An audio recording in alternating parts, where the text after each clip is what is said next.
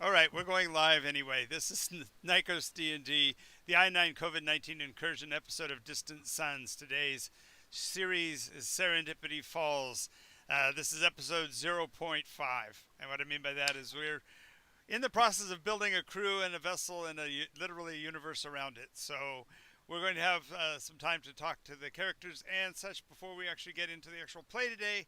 So I'm going to have the players introduce themselves in order, and I'm going to let you guys decide how the order goes. So everybody roll a d6. Highest goes first. You're making me get out my dice. Uh, That's what that is. Well, You're about that's to get because dice. we have to have the perception that we're actually gamers, even though we don't use dice when we play for the most part. I got a it's 3. a running joke. So Lois goes first, right? Highest goes first. Oh, thank God. Got One. 5.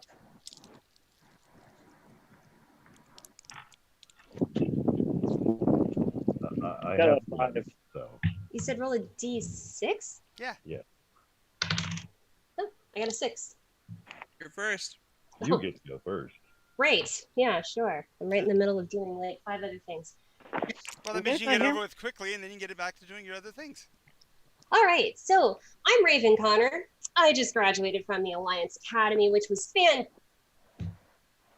Anyway, I'm kind of the TAC officer here, so I like do a lot of stuff with like guns and ammo and all of that stuff. Plus, I'm like the resident antiquer. It's so awesome.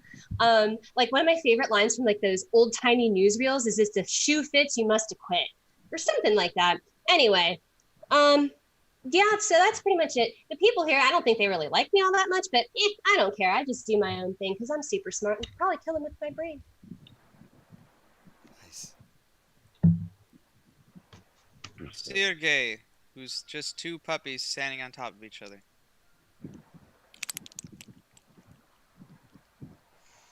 I am so gay.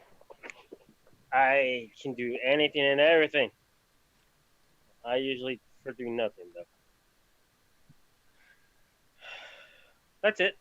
Continue on. I'm Tarkanweti, the local science officer, the mad genius with the who's a what's that's in his brain. And I am coming around to do science experiments and blow stuff up and make things really small and cackle hideously all the time. Kissy is here. Yay! Yes. It is down to you, Sir Jesse, and then on to Mary, to Jean. Yeah, as soon as I get myself remade. Come on, photos. We're on live, Jean. Oh. Go ahead, Jesse. What? Introductions. Well, I am Captain Mob Robinson, and I'm captain of the Serendipity. And while we are a research and collections vessel, I am a major player in the black market.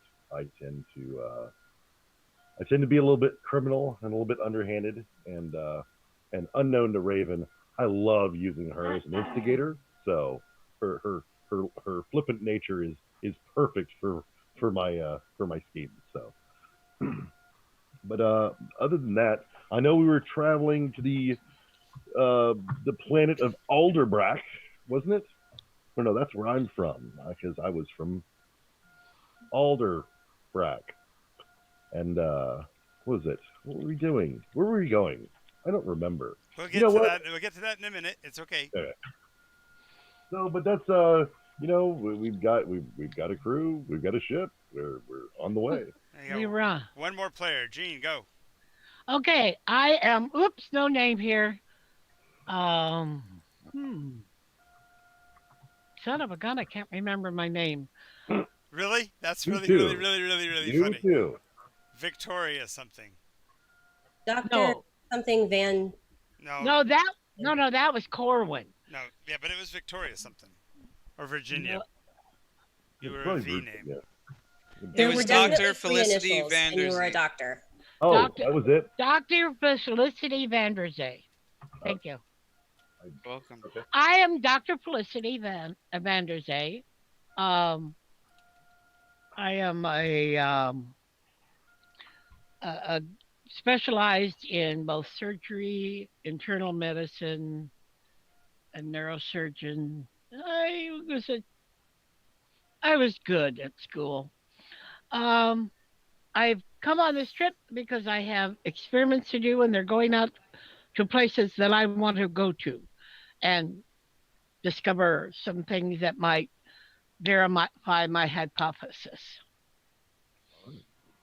Oh, and for everyone's information, on our last voyage, we discovered in an asteroid the remnants of what may have been a Dyson swarm or sphere, and we were traveling through said asteroid towards Plataris is one of our destinations. We had a second destination. The reason why we're going to Plataris is because it has huge fuel signs. Because our hypothesis was that a place that had lots of fuel would be a great place for any civilization that was nearby to set up camp. I thought you were gonna say it had huge tracks of Tracts of land. land. Huge tracts of land. Vast. Vast. Tracts of land. Huge tracts of vast. Wait, no. Is vast a new substance? Huge tracts of Vaseline. Nice. Hey, Alrighty. So, Petroleum. so the reason why I called this episode 0.5 is that we did a lot of, especially first hour or so last time, we did a lot of creative consultation to come up with the crew and all of that. But I think that I may have missed a shift in where we were headed in terms of what are the expectations of the universe. In terms of looking for artifacts versus looking for actual living beings versus looking for trouble. What really is the purpose of our vessel here? We have the black market aspect, we have the chasing down technology and alien species, and also investigation of proof that there's been another life form that actually lived in this peaceful, almost heaven-like environment. my goal, just so everybody knows, is even though I don't have my fedora or a whip, or maybe I do, I don't know.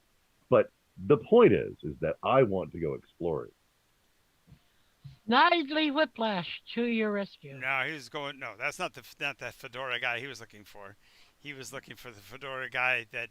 Na na na na. Yeah, exactly. Da-da-da. Runs from spheres a lot. Hmm. And doesn't like snakes. And doesn't. Yeah. Why does it have to be snakes? Yes. He just doesn't like. He just doesn't want to make an ass out of himself. I'm fairly certain that we also went to a place. We went Station. to a station. Yes. Yes, That was Multi-ring on the Earlier. station in the middle of the asteroid field. It is a way station between the spinward and inward planets. Right. And I planted one of our quantum pylons there. Right. Got it. Forgot the name of it though.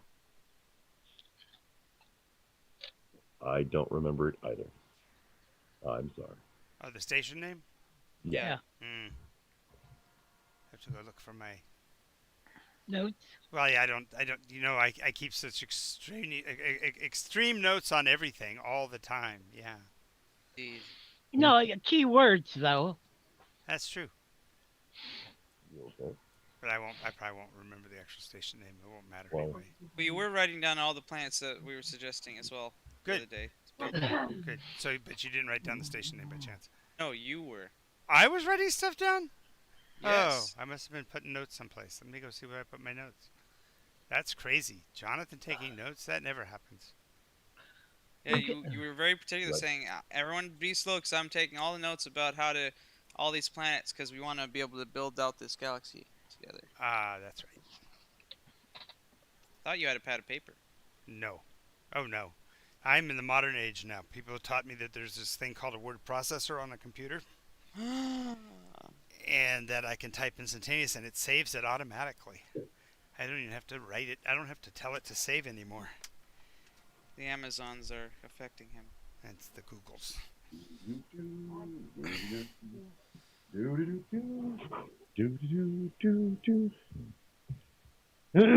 Hey, it's better than don't. No, that's what everything is. Don't. But we do it anyway. Yeah, we're not playing on Wednesday. Nice. Wow. You should talk to Gene about Wednesday now. Yeah, I heard. Good Lord. Dear. Documents. There we go. That might be where it's at. That would be funny.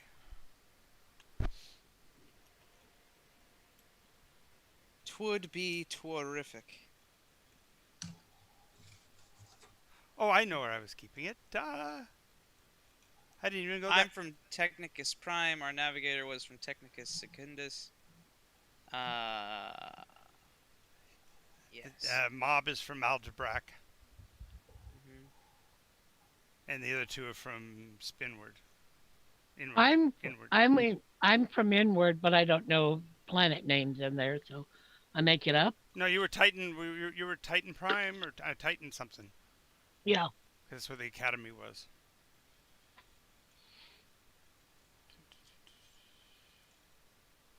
I'm going to go sans video and mute myself in about like 10 minutes because I will have food and I don't want to eat on stream. So You don't want to hear us smack. You don't have to hear you smacking.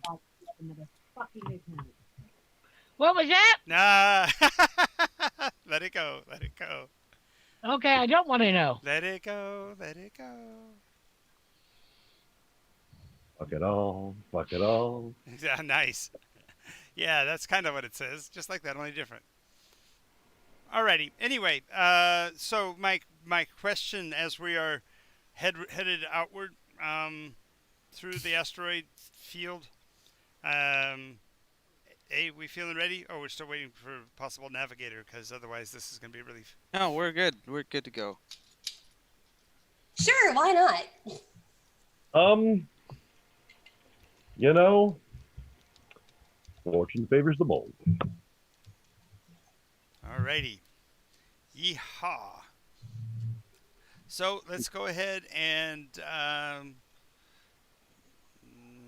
navigate the heck out of here, and we're back to operational space. Raven's running. She goes, I can handle it manually. I'm going to manually fly the asteroid belt. I don't have to have any plotting or projection here. Not only that, she's done a couple of lines of Plutonium Nyborg. A reference to our movie of the week. And she's perfectly good for flying when she's stoned. So Can we say we went through an asteroid just to try out those mining lasers? sure, let's go ahead and accidentally have to do that. So since we are running this in the progression method, we probably should actually talk about actually building these characters at some point. We're not going to take the time in stream to do it, but remind me at the end, since I don't have to go to work, we can actually talk about what character development looks like in. You don't? Ooh, wonderful. Who authorized a day off for you? Certainly wasn't me. Well, It was okay. me.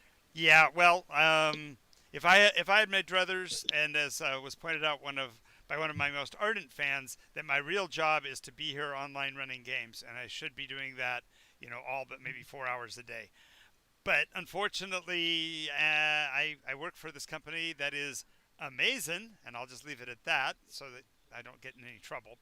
And since they're an amazing company, I have 4 days a week that I am gone 10 hours a day. So, but that's in the middle of the night when y'all are playing video games and should be sleeping, but you don't have to anymore because we're on COVID. Yeah, there was someone I understand that was online this morning at 7 o'clock in the morning. They got up Who was early that? to play, I'm sure. I'm sure they got on this morning early to play. They probably did. They certainly didn't spend all night playing games. Does 7 o'clock come twice a day? I only see it once. Oh, be quiet. 3 days a week I get up at 4:10. Does that come twice a day, really? Yeah, it comes twice a day. I'm talking about in the morning. I've seen 2 4s. I haven't seen 2 7s in a long time. So I see 2 4s whenever I have insomnia. So yeah. nice, nice, nice. I see 2 4s every time. But basically, your attributes are based on the role that you play. So, if your role is explicitly what you do, and we're playing at, are we? This is why it has to be session 0. Are we playing this at introductory levels? Are we playing this at medium levels, or are we playing it superhero levels? I think medium levels. Medium, medium levels for now. Okay, so But there's room for growth. okay, so at the median level, you will be at 55% on any normal checks. Let me clarify.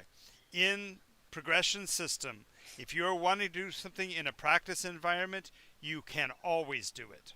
What I mean by that is if you take out your pistol at a target range and all you're doing is pop, pop, pop, pop, pop, pop, you're going to hit the target, right? There's not even the most rudimentary guy who has any skill with a gun can hit a target with in that perfect practice environment. Once you put that practice environment, why are you no? I rolled a 91. There was no way I was going to. That would have failed, right? So for clarification, that percentage die roll is what you're trying to roll under when it comes to checks. So your default is going to be 55 for anything. If we were playing it at near playground levels where everybody gets to do exactly what they want all the time, with that higher level, even that caps at 95%. But those numbers are then modified by the situation. So if now you're getting shot at and you're trying to shoot from cover and hit a target that's also behind cover, that modifies that window much, much smaller. So instead of I'll be right back. Okay. Instead of a 55% window, your window might be 30% or even 15%.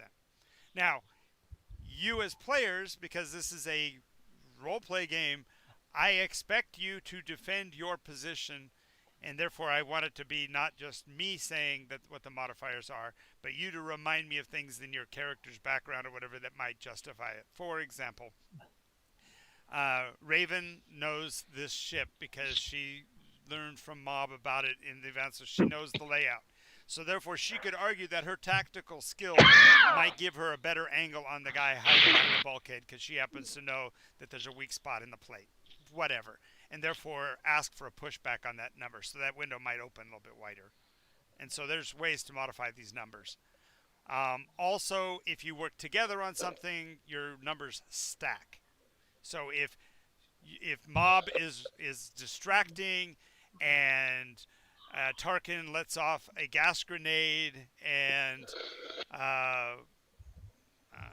Felicity screams, all of a sudden that window for Raven to take the shot might become really large because all of that activity causes the guy to be distracted, and so therefore you succeed collectively better. So there are ways to modify the numbers by combining them.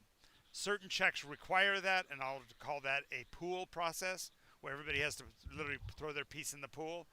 And in other cases, the situation will be an individual check, and it's called a common check. We'll go into more detail later, but that's all we really need to know for this. So Raven, in order to navigate through this asteroid without killing yourself using your navigational lasers, you have 2 shots at it because you've got 2 nav lasers at 55%.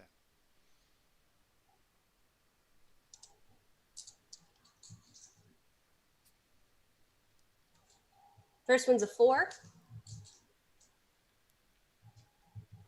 Second one's a 24. So she cuts it right in half. Just the 2 lasers hit just right. The rock breaks, and you guys slide between the pieces. Just easy. She hath cleft them in twain. Yes. Just like I'm gonna do with your tools. Oh no. Yes. Oh yes. Yeah, she totally was doing like the Kurgan thing. Oh, you have tools I'm not supposed to touch? I'm touching your tools. I'm touching your tools. Oh no. I feel a catchphrase forming. Exactly. Hey, if the shoe fits, you must acquit. Oh no. Nice. Alrighty. So we've shot our way out of the asteroid field, so to speak, and by the time you get to the other side, the rest of you do go ahead and make a quick resistance check at that same 55. I mean, you're all spacefarers, but she put the ship through its paces while she was testing out its systems there. So, You want me to roll that again too, or? no, you're the pilot. You're busy concentrating. You're not going to be airsick, but you're putting everybody else through their paces as you're moving the ship around. 67. I'm a little woozy. I'm throwing up. Nice. He's throwing up. What'd you get, Tarkin? What'd you get, Felicity? Just a moment. I was out of the room, so I'm coming back in. I should just get my iPad out, and I have dice rollers on that. I know how good the ones on computers work for me, man. I can't hit nothing. Yeah, I think in game I rolled dice Okay. 20 times Oh, and didn't get anything above a 15. there's a It was moment. horrible. I need to get that D10. It was percentage dice? Yep. Oh, wow. I did very well. 5. She's like, there's nothing. What's wrong with you guys? Why are you all getting sick? I have something for that. It's really rather good. And it doesn't have the horrible effects of that old-fashioned Dramamine. Nice. It just kind of knocks out that I feel like I could throw up everything I had ever eaten feeling. It numbs the uvula. Nice. So if you're interested, let me know, and I'll pass some out, and you can keep it on hand. Don't eat anything for a half hour. You might choke. Yeah. And what do we do? Don't go swimming for what? Half an hour? Half an hour. Yeah. Because you might not know you're up or down. No, that was just a Princess Bride reference is all that was. All right. So you come out the other side, and we don't have a navigator, so we're going to have to depend on Mob's memory and Raven's understanding of the maps. So both of you combined have to roll under 75. So each of you roll independently and attempts to get under the 75. Okay. 5. Odd 5 again. All right, and Mob. Oh, Mob's away from the phone. So, okay, that's more than enough. You go. Oh no, there it is. I got it. Plan it out, and the ship jumps. And as it jumps, there's this weird, sickening lurch, and your sensors indicate the ship is in about a 3% retrograde rotation, even though it's moving through jump space. Why? What's going on? Hey, You're being pulled backwards while we move forwards at the same time. no, retrograde means, aren't they? Means going backwards. Means the ship is actually rotating this way, even though the drive is pushing you forward. Something is causing the vessel itself within the warp bubble, if you will, the jump bubble, to be spinning. Nose over tail. Well, this is fun. I'll pass out the medication. It's a uniform feeling, so the vessel you won't feel it per se. But if you look out the window, it'll be like the field of red blue as you're spinning, as you're going to see different colors out the windows. Of the stars. Okay. This is where Raven goes, computer, please take over. Mom goes, you know what you're doing, don't you? And you go, of course I know what I'm doing. Computer, speaking the English. Is this thing on? Oh, buttons. Exactly. Are you sure you know what you're doing? Yes, yes. At least I think so. All good, Cap. All good. Computer. Doctor. There's a strange. There was something you said you had on board that you were working on. Me? Yeah. Oh, the quantum pylons? Yes. They're quantumly entangled with the other pylons. You've only got exactly one, and it's behind you. Aye, but they shouldn't do anything like this. It's just a couple of crystals that are quantumly entangled, so when one wiggles, the other one wiggles. Mhm. Are you wiggling wrong, boys? What you doing?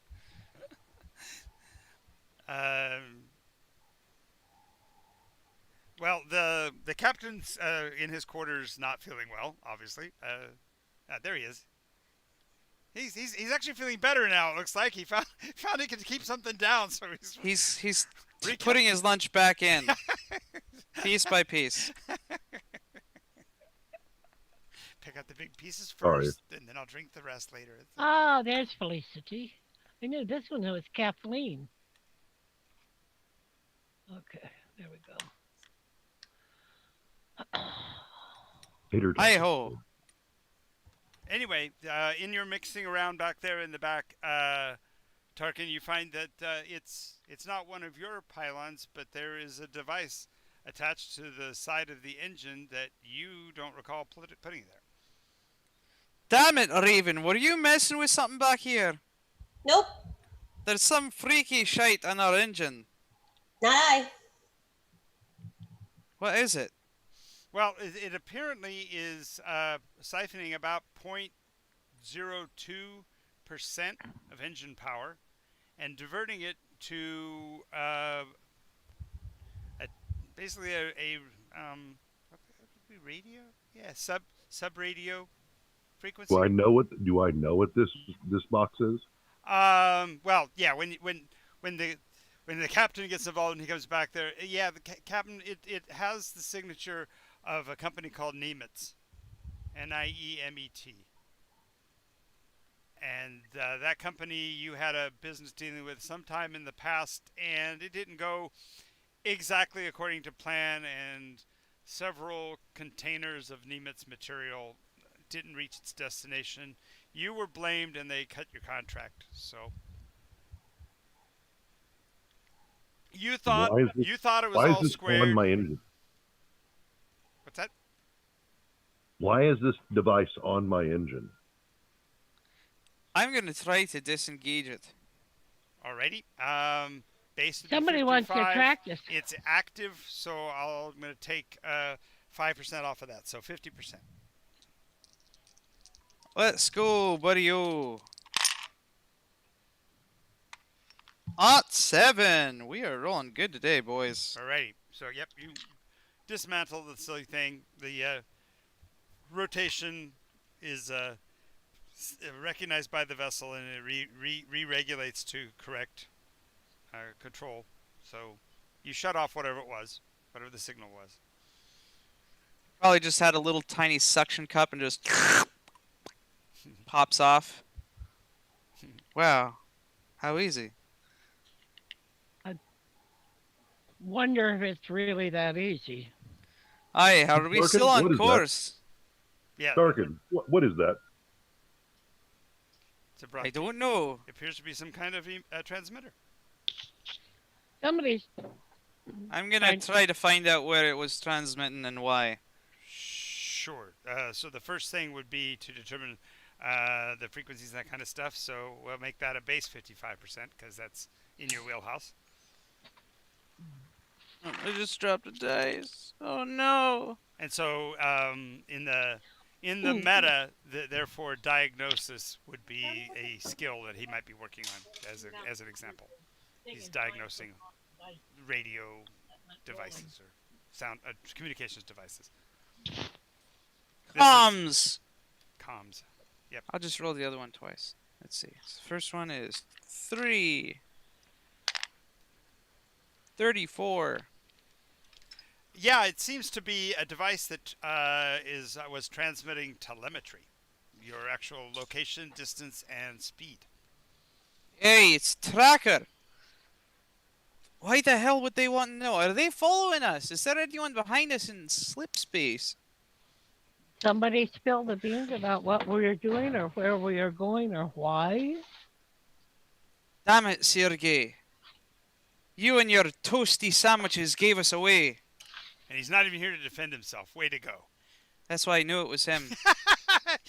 He's sleeping in his bunk. Snooze, snooze. Aye, exactly how a criminal would act. Yeah, I didn't do anything. I don't know anything. I'm just got, the jack of all trades and master of none, except a few. And I won't tell you. You can't make me. Oh, such a telegrapher you are. Such a telegrapher. What's a Right, well, telegrapher? how far are we from our destination? Oh, you're still two jumps away, so you haven't even finished the first jump. You're on the process, but you're not there. Let's space it. Hold on. Oh, put Hold it on. on an asteroid. Hold on. We need to change your course. Redo the entire fucking trip to make sure we are not followed, and then stick it on an asteroid. Aye, we need to So you're we gonna. need to be really careful when we come out of hyperspace because who knows what that did to our trajectories. Well, according to Raven's calculations, shouldn't have done anything. Aye, but the computers were whacked out and weren't even knowing that we were spinning end over end, so that hasn't been entered into the calculations. Alrighty. So, Raven, if Tarkin can assist you, you could probably try to determine that. So even before you come out, you can figure out where you're gonna come out at, so to speak.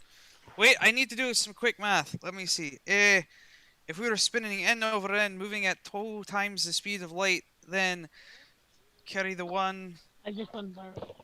That's a lot of feckin' spins, but I can negotiate for them. Okay. So between the two of you, let's see. You need to have a pool score of less than 65. So each of you needs to roll, but then your collective total needs to be under 65. You better roll good. But the good news here is that anybody who rolls low, their number can modify the number that rolled high. So, Do you want to break the news to him, Raven? That's an 80. 86.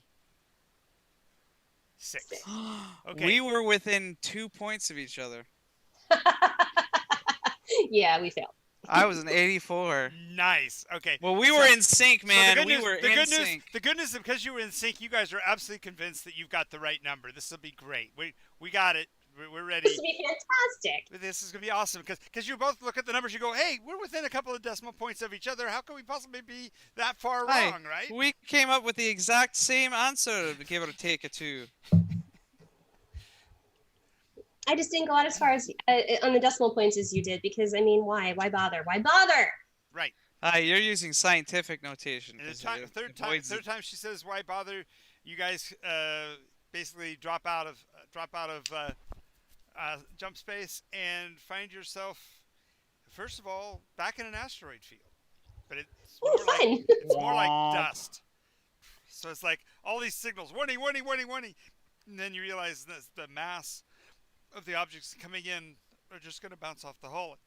It's nothing that's damaging, but because when you slam out, literally when you slam out of jump, you slam to basically inert speed, so you're just drifting through space and bumping through dust.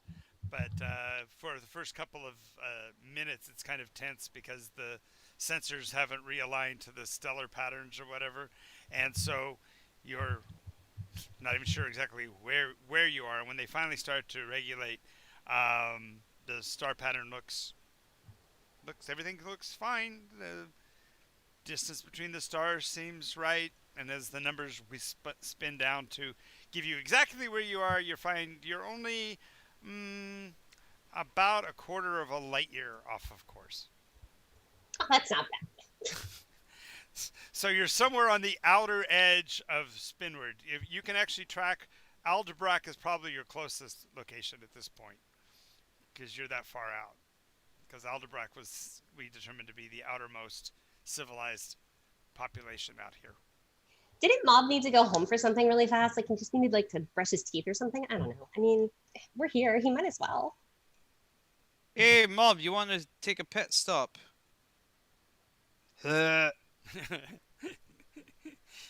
Just a wee one. Still working on that lunch back there. Just a minute. Just a minute. I need some gingerade. But the other thing is that when you detect Aldebaran, the radio frequency numbers that would normally be used, subspace. We haven't decided on the science here yet. So whatever our communications networks channels thing is, they don't seem to be operating on the same ones. It looks like they're running on what would be the military bands. See, in radio, I know. In radio, the UHF channels are basically military, and the VHF are civilian. So that's what I'm going to go with right now. Basically, they're operating completely in a different band of radio communication. Just add an S to the beginning of the end for space UHF and space VHF. Nice. There you go. It sounds like Radio Gaga to me. Ha ha ha ha. Nice. Queen reference. Good job. I actually had no idea that was a Queen song until very recently because I'd only ever heard it by Electric Six. Oh, okay. See, I knew it back when it was first released, and I was a Queen fan back there before I knew what Queen actually referred to. So I didn't know anything about his lifestyle or nothing. I just loved his music. So I was like, oh, okay, that's cool. No Nothing really matters. Everyone can see. Yeah, exactly. Nothing really matters to me. It's so symbolic. Not is succeeding right now, so. Well, you are in this nothing, the nothing of space. So there you go. Haha. Hey, it looks like the captain's finished his cleanup in aisle 2.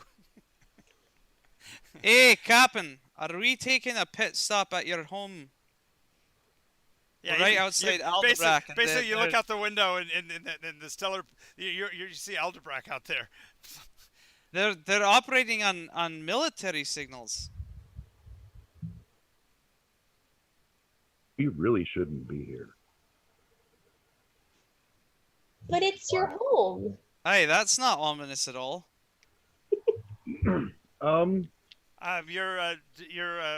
short range scanners now are online, and they pick up basically probably 40 or 50 sub vessel sized signatures between here and Aldebaran, randomly dispersed, and the signal flickers in and out of existence.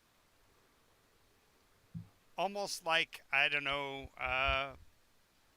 the only thing it reminds you of is stories about during the colonial wars, the old minefields. Well, time to go, guys. Are we all packed up? Are we ready? Hey, Tarkin, can we head out? Sorry, the engine's still cooling down. Yeah, it's spooling down. They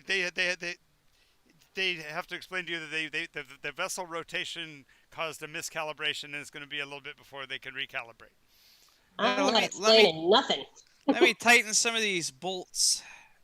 Tightening the bolts with a ratchet MacGyver. Meanwhile, he's looking at the scanners, trying to figure out what's going on. And there is a rhythmic pattern of signals that are coming in the UHF frequency, but they are specifically targeted to your vessel. In other words, it's pinging on the outside of the craft like sound. Oh, it's time to go. We're ready, Captain. Can we go? Are you sure? Yeah, it's ready to go. Bing, bing, bing. It's time to go, buddy-o. Raven, without finding out what's going on? Yep. There are mines. There are military. We are being targeted by sonar. Which is impossible in space. So they're actually hitting you with.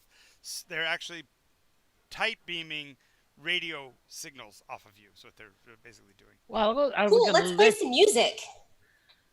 How about we listen to one of them? No, it's not that kind of thing. No, I don't think these sounds are things that you can listen to, although... Buttons, where's the big red button? You hitting the big red button, I can't touch your tools, you can't touch my buttons. Then you can't touch my tools! Button! Push Hit. button. He says he's pointing at your button. Press your button, he's saying. Please hit your button, for God's sakes. Hit the Fine. button! Smash. Okay. Okay. Alrighty. So go ahead and roll percentages again, the two of you. Hopefully we'll do better this time. 6. Oh, that's nice. 74. 74. Okay, even with your 74, you were already within the parameters. So between the two of you, you finished that. You finished the second jump, but the problem with that is the second jump. You had to utilize the second jump to make it to your first jump's location. So your fuel is depleted by as if you'd made the 2 successful jumps. So you're 1 jump shy. So you're going to have to refuel. Excuse me. Where? Well, or you're going to have to travel at subspace speeds for a longer period of time, so to speak, because the jump drives do take a lot of that fuel. Okay, so where can we get fuel? Go ahead and Raven, check the area because you're not the navigator. You're trying to do this with your tiny 15% add-on skill. Good lord. Parkin's gonna try to use his science skill while she's doing that to try to see if I can get some extra fuel efficiency out of the jump drives. Sure. 91. 91. My Yeah, base. she keeps going again. Guys, got some really good news. There's no planets anywhere around here that can blow up. That means there's no fuel. Like, nowhere. No. The good news is go ahead and Tarkin roll. I got a 22. 22. Okay, so he's able to pick up about a quarter of the drive. So he makes your gap a little bit less. Finally, Mob, because of the fact that we're out here in the black and we're near your home, let's go ahead and make a roll on your table there at 55% that you might know of one of the clandestine fuel sources. It'll be expensive, but it'll be at least fuel. Finally, I have something under 20. 13. Okay, he goes, yeah, there's Finnegan's Wake. It's right right over there. It's not that far. It's that asteroid-looking potato over there. That's Finnegan's Wake. Lots of fun at Finnegan's Wake. Mm-hmm.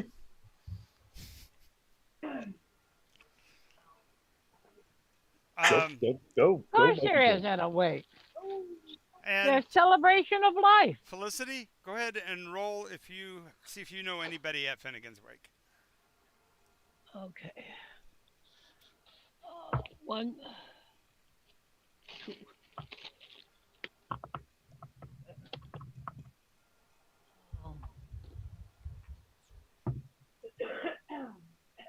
28.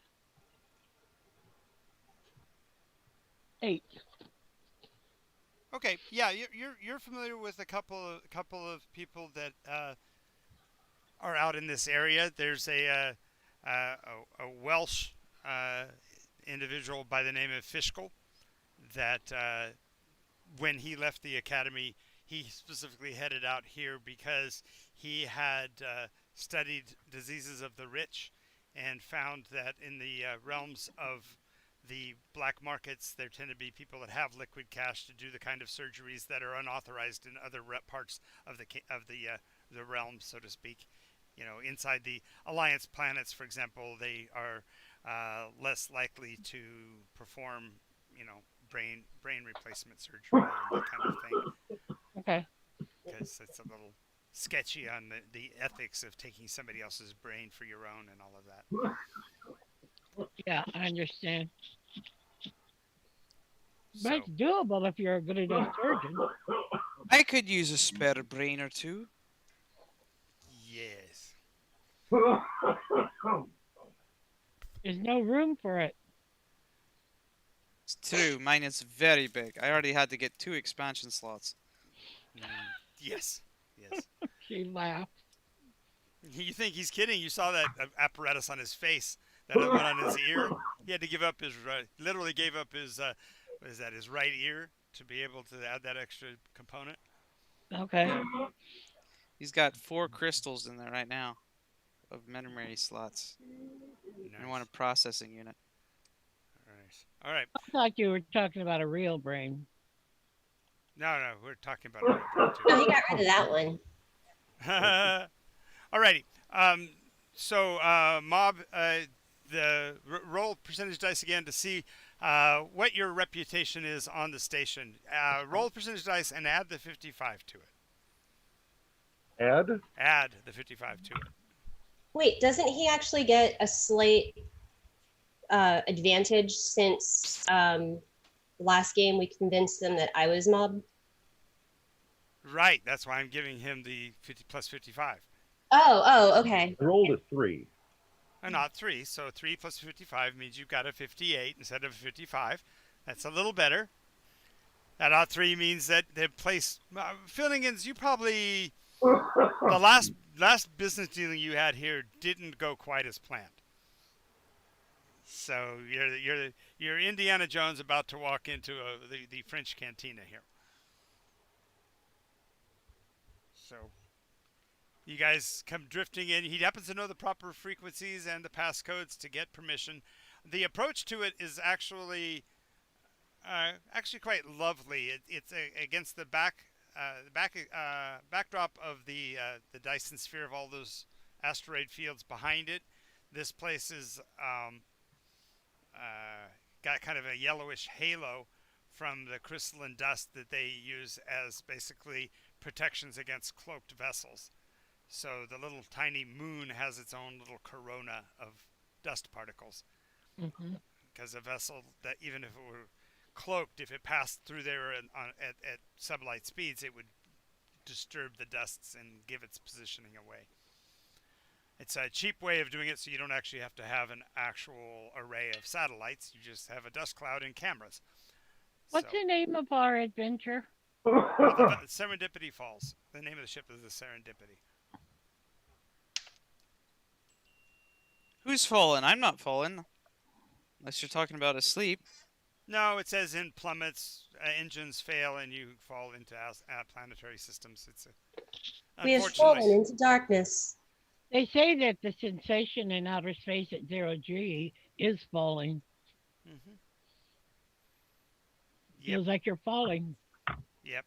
That's why several science fiction writers have in the past talked about the fact that our travels to space are actually what we're designed to do. The reason why we all have universal dreams of falling is we all remember what it is to be in the future and be out there in the black. Now I'm waxing poetic. Anyway, the wake, as soon as it recognizes your signal, turns on its landing beacons and allow you to lock on to their landing course and trajectory, rotating the vessel to match its the rock's erratic spinning pattern. Pretty soon you find yourselves docked inside. There are 3 other vessels currently parked in space that would probably accommodate up to 50. In its heyday, Wake was a stop-off point for the mining operations that were working the outer surface of the asteroid field. They were working the asteroids nearest the outer perimeter. They were larger stones and therefore theoretically might have been more valuable. But that was before the wars and all of that, and so since then this place has gotten a lot less business. Nonetheless, its location is still found on a few maps, so on occasion there will be vessels that get here as tourist vessels, and usually they don't get to leave out the front door, so to speak. So in the back part of the parking structure are several of the vessels that have been basically crammed together, and the pieces and debris of the vessels show the signs of ravaged work, that they basically cannibalized what was left of the vessel and dumped it in the back. Good. Sorry. I'm not sure that we want to stop here. There seems to be more vessels in their dump pile than there are actually here. That's the garage. I don't think we have much of a choice there. Right. Remember, you're running out. You technically blew most of your fuel on that last jump because of the erraticness of that little device. Okay. Excuse me. Sorry.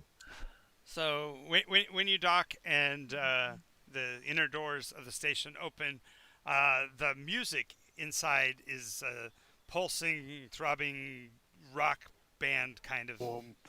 Yeah. And standing inside the door, polishing his nails with one of those little emery boards, is a fastidious little fella by the name of Ferret Finnegan. Hello, gentlemen. Hello, ladies. Welcome to the wake. How may I help you?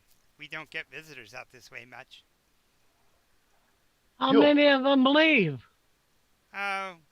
Those that know what they're doing, and if I know anybody that knows what they're doing, it'd be that guy right there. And he points past you to Mob. Oh, good. He knows what we're doing, and we belong to him. You belong to him? When did you start slaving, Mob? No, we're his crew. Okay, strange wording. Welcome, Mob. What's your poison? Come on in. I got a drink at the bar. What's this chap's name? I forgot. Ferret Finnegan. Ferret Finnegan. A Finnegan's Wake. Ferret? You don't remember me? I thought you would remember the 34,000 zoo legs you got away with. You sure that wasn't your brother? Oh, no, I know exactly who it was. You don't remember the name? I remember your name. I just don't remember your brother's name. Well, he was not my brother. He was a coworker, but his name was Hanover Fist. You were used. Are you okay, Mob? Are you okay, Mob? Yeah, fine. Yeah, He's been very nauseous today. That's back when you were working under the pseudonym Stearns. Don't you remember? Howard. Yeah. No, not Howard Stearns. Captain Stearns. Guilty of charged with 12 murders, 135 robberies of Federation property, 47 rapes, and 1 moving violation. Stearns! Thank you. Stern. Yep. That's him. I tell Farad. With that voice, you sound just like him, by the way, if you didn't realize. I tell Farad that Ferret. what Farad. Ferret. Like the Ferret. weasel. Like my little Okay, nose. well, Ferret. Okay, fine. But Ferret, Yes. download the sensor logs. Apparently, Alderbark has increased military presence, and you might find the data very useful. And I expect to have a small discount on fuel because I'm empty. Oh. Okay. Well, I'll look We at your... do happen to have a device that you may be interested in. I'll look at your data, and of course I'll consider buying any resources you're willing to part with. But fuel is, as you might expect out here, a bit of a premium. I usually ask for 1.2, but you're a friend, so even if the data doesn't work out to be as useful as you think it might be, I'll give it to you for 1.1. How's that sound? Hey, Mob. You know, we really got to hurry and get to where were we going? Technicus Prime. We have this really unique military technology from the Nimitz Corporation was tracking us even through subspace, and I think that might be something that someone would pay a huge amount of money for. Let's not get hasty. You guys go enjoy yourselves. Let me look at the data, and then we'll talk about your device. Okay? Okay. I'm getting a little bit more Joe Pesci with this. It's Okay. data, by the way. That. Raven noticed. Okay.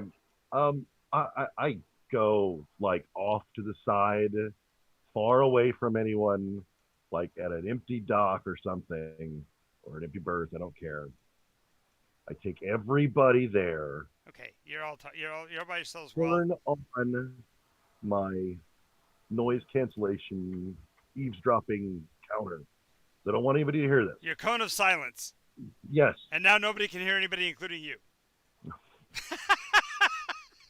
But That was a cheap cone of silence. as soon as it's up, I look at Tarkin. Tarkin, you need to not mention the tracking device that has then tracked itself to this base. Exactly. What I'm saying is that if we sell it to him, we get all the profit because he thinks he has military technology.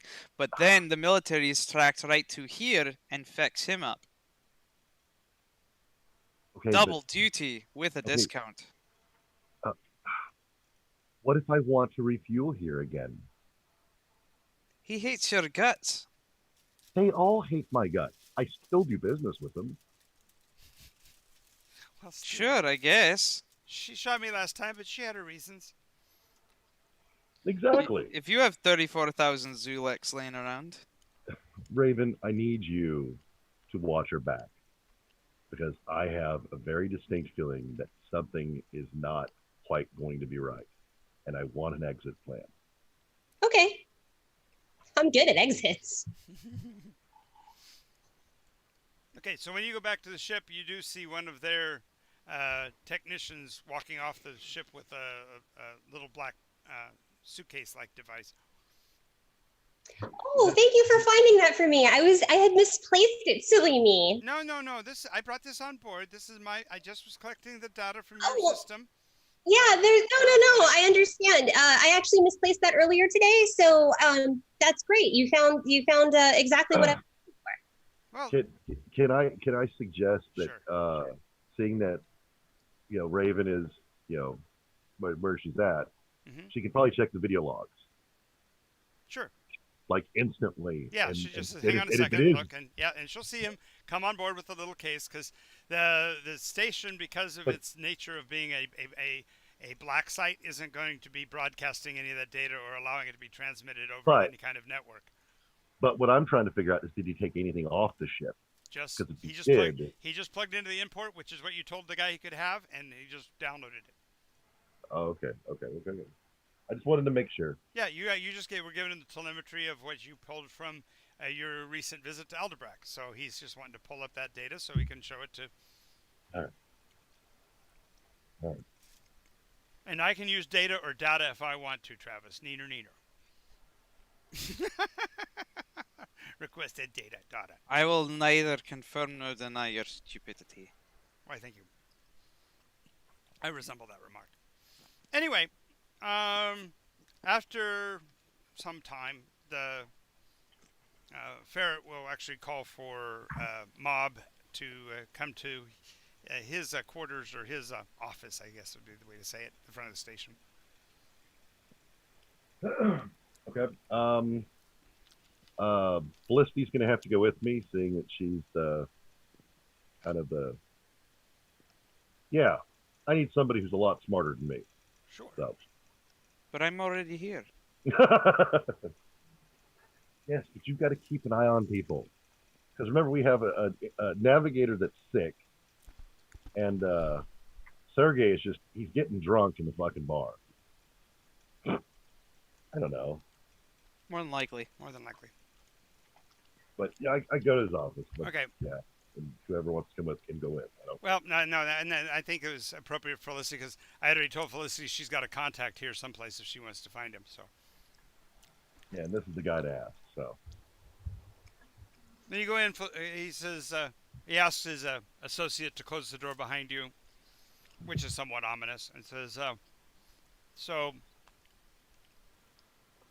what the hell is this?" And he points at the screen, which is showing all the satellite, the little blips of what might be the minefield. What is this? Is this some kind of a joke? Nope. He goes, "Well, let me show you a live feed," and he reaches over, hits another console button, and he says, "This is from one of my associates that is in the Aldebrack system right now." And it shows the same thing, but clean and green, and all the frequencies that are being operated in are the standard VHF ones. It's perfectly fine civilian. He says, what the H is this?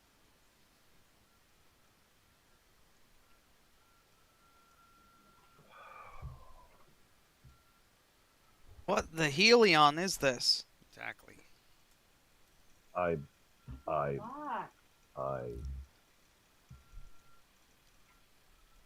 you Maybe trying to you're pull a wrong. fast one? No, I'm telling you that's what I picked up when I checked the system. Isn't Kent. the system right? Isn't it? Can I- Tarkin tell if they're like using the wrong filter, and so they're not looking at it through the filtered lens of whatever our sensors were set at? Yeah, no. There's it's a 1-to-1 correlation. The only thing that's different is that the your recording, if you will, doesn't have an accurate space-time stamp, so to speak, because the system was still spooling down. Remember, and you never got a chance to get completely spooled down before you punched again. Hmm. Okay.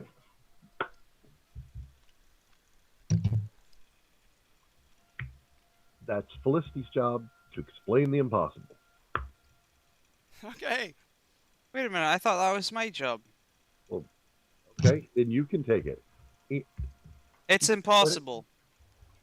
Well stated. Well stated.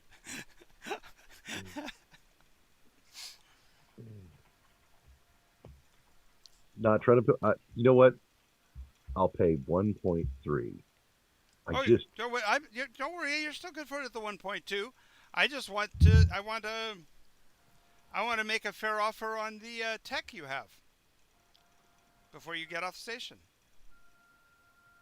You know, this was connected to it.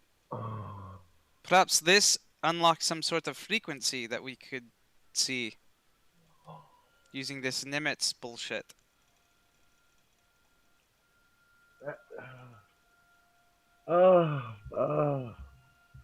This is a lot of unknowns. So I tell you what, let's just go ahead and leave it at the fuel. We'll just go ahead and go back on the ship and figure this out. Wait a moment, does anyone have a chalkboard? Or a glass pane? No, but you found a piece of chalk, so you can draw it on his wall. Okay, he's gonna get down on the floor. Start drawing some equation-looking nonsense. If we were going retrograde and he starts drawing loop-to-loops through Right. slip space, Right. we would have gone loop-to-loop through slip space, and then we entered tangentially cross the median line. We could have popped out some when other than when we usually should have been. Just maybe. Let me check. Carry the one. Add plus 50 billion. Googleplex. Eureka! Yep, that's what we did. That's kind of strange, don't you think? Everyone following? There's about like a square yard of techno gibberish on the floor. Your hands are covered in white powder. You've got white powder in your eyebrows and from rub it in your face a couple of places. Yeah. He presses his left temple, and his robotic eye kind of shudders for a second as he takes a picture of it, Nice. and then he starts wiping it clean. Well, the fuel Aye. the fuel cost at 1.1 would have amounted to about 3. I'm willing to give you an additional 2 for the device. Let's just I'll cut some losses. I just need the fuel. You're Good. loaded. No, we're taking care of the fuel. I'm just making sure we get the budget properly. And so with the additional 2, then we'll be even.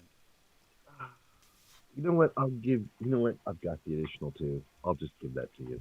It's okay. I'm Okay, pause real quick. Yep.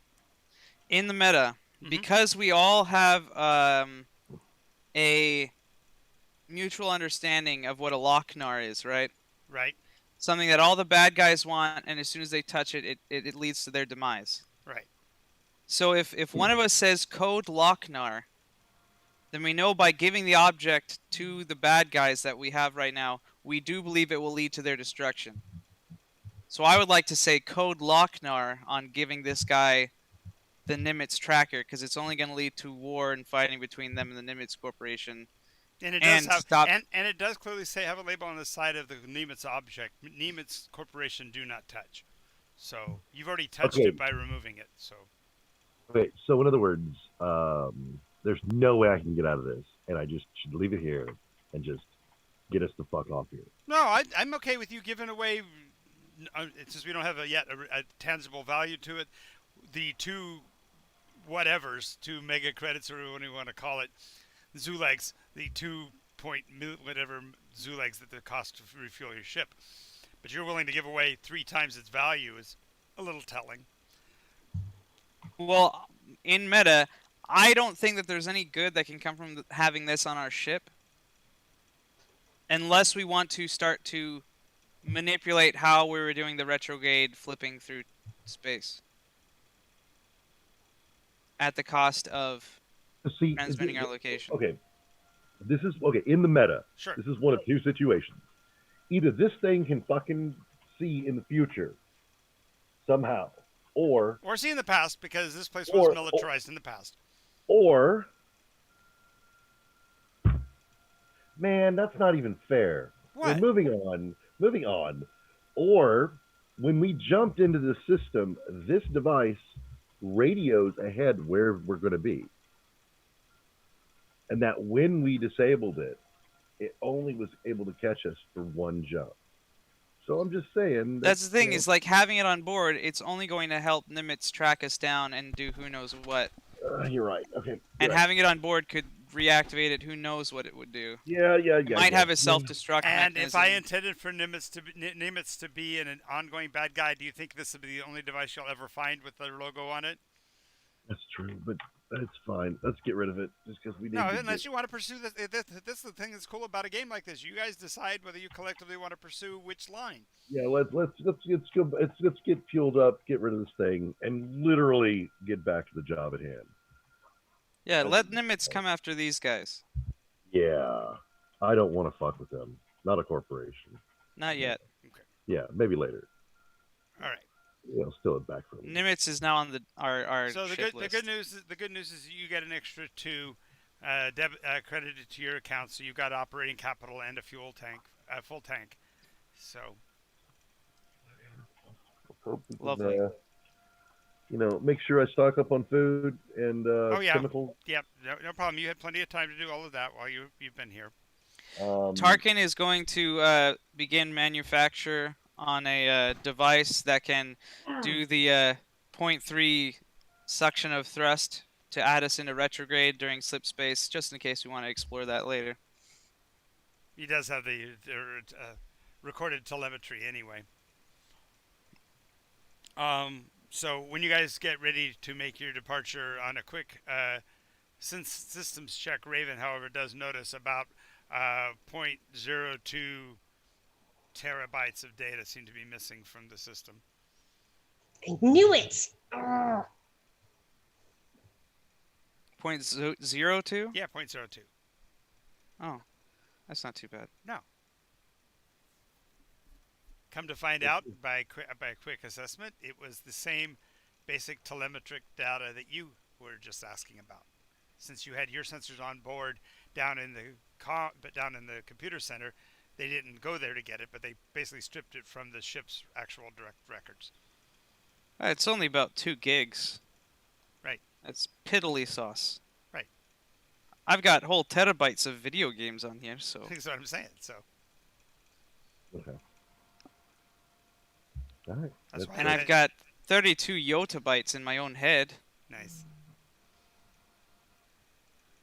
Yeah, you'll have to look it up. It's about 10 orders of magnitude bigger than a terabyte. Okay. Let's go. Well, but Felicity's wants to ask about her friend. I haven't heard a word from her in a few moments, so I didn't know if she was still on. Oh, me? Yeah. Oh, yeah, I've been listening. Yeah, but I was waiting. I told you could ask the captain. You could ask Ferret about your friend. Oh, do you know somebody by the name of Fiscal?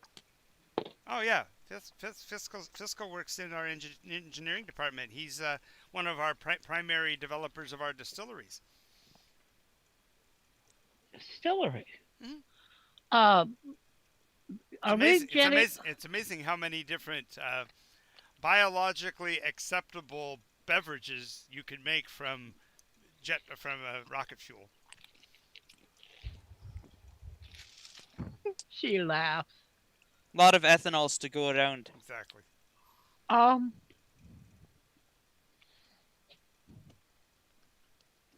I have long enough to try to check him, Sure, you can go. You can go make talk. contact. Yeah, sure, Okay. sure. Where would I find him right now?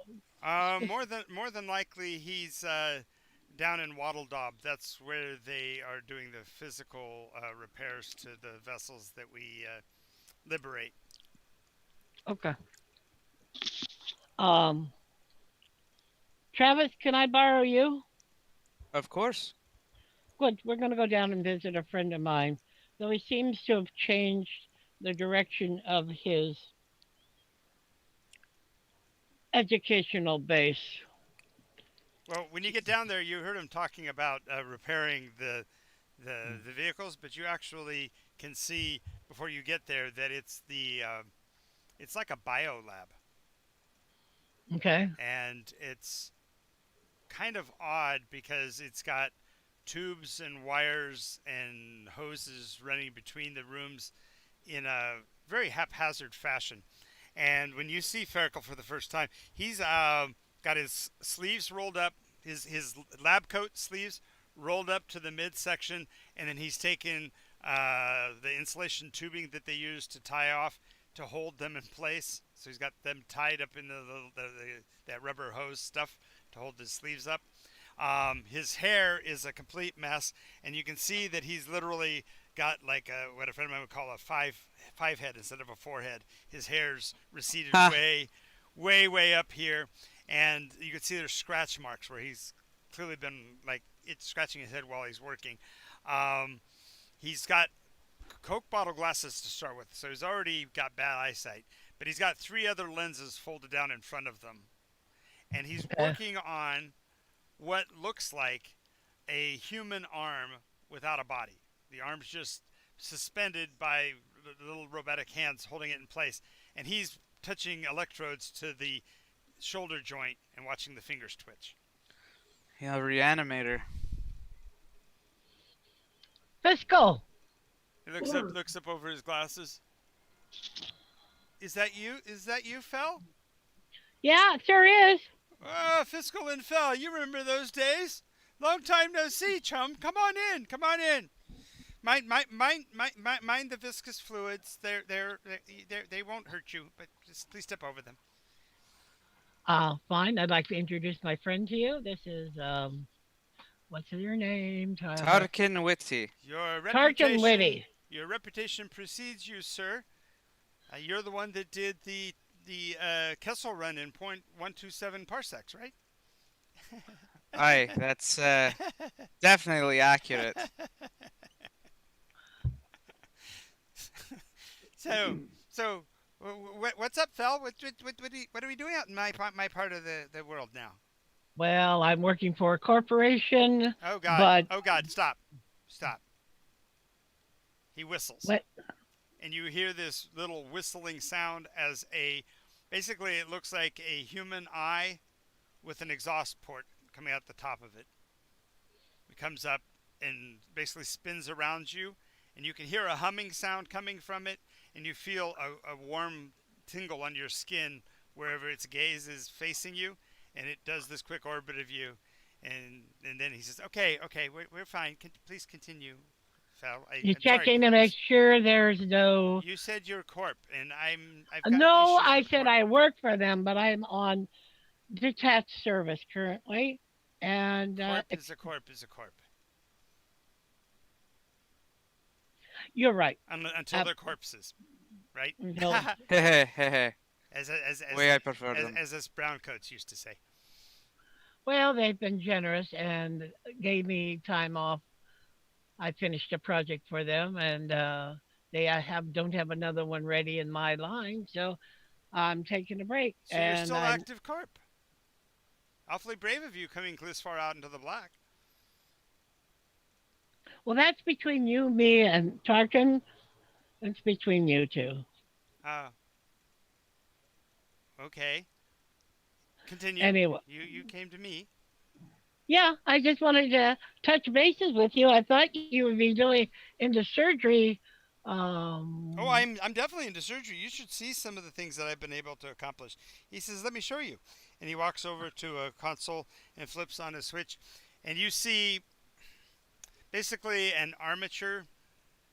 At first you think it's a drone because it's basically a sphere with 8 human arms attached, and the arms are actually manipulating this thing across the surface of an asteroid. And the arms are in spacesuits, whatever, but it dawns on you that the central part is not a human being, but some kind of machine. And he's fused the human biostructure onto this thing. Wow. He says it's amazing how much more efficient it is. The human hand is such a powerful tool, and when you understand exactly how the manipulation muscles work, we can do so much more effective work than we could before using the robot analogs we were trying to create. Very interesting indeed. I'm no stranger to augmentation, as you can see. Yes. So you have an appreciation for what I'm referring to.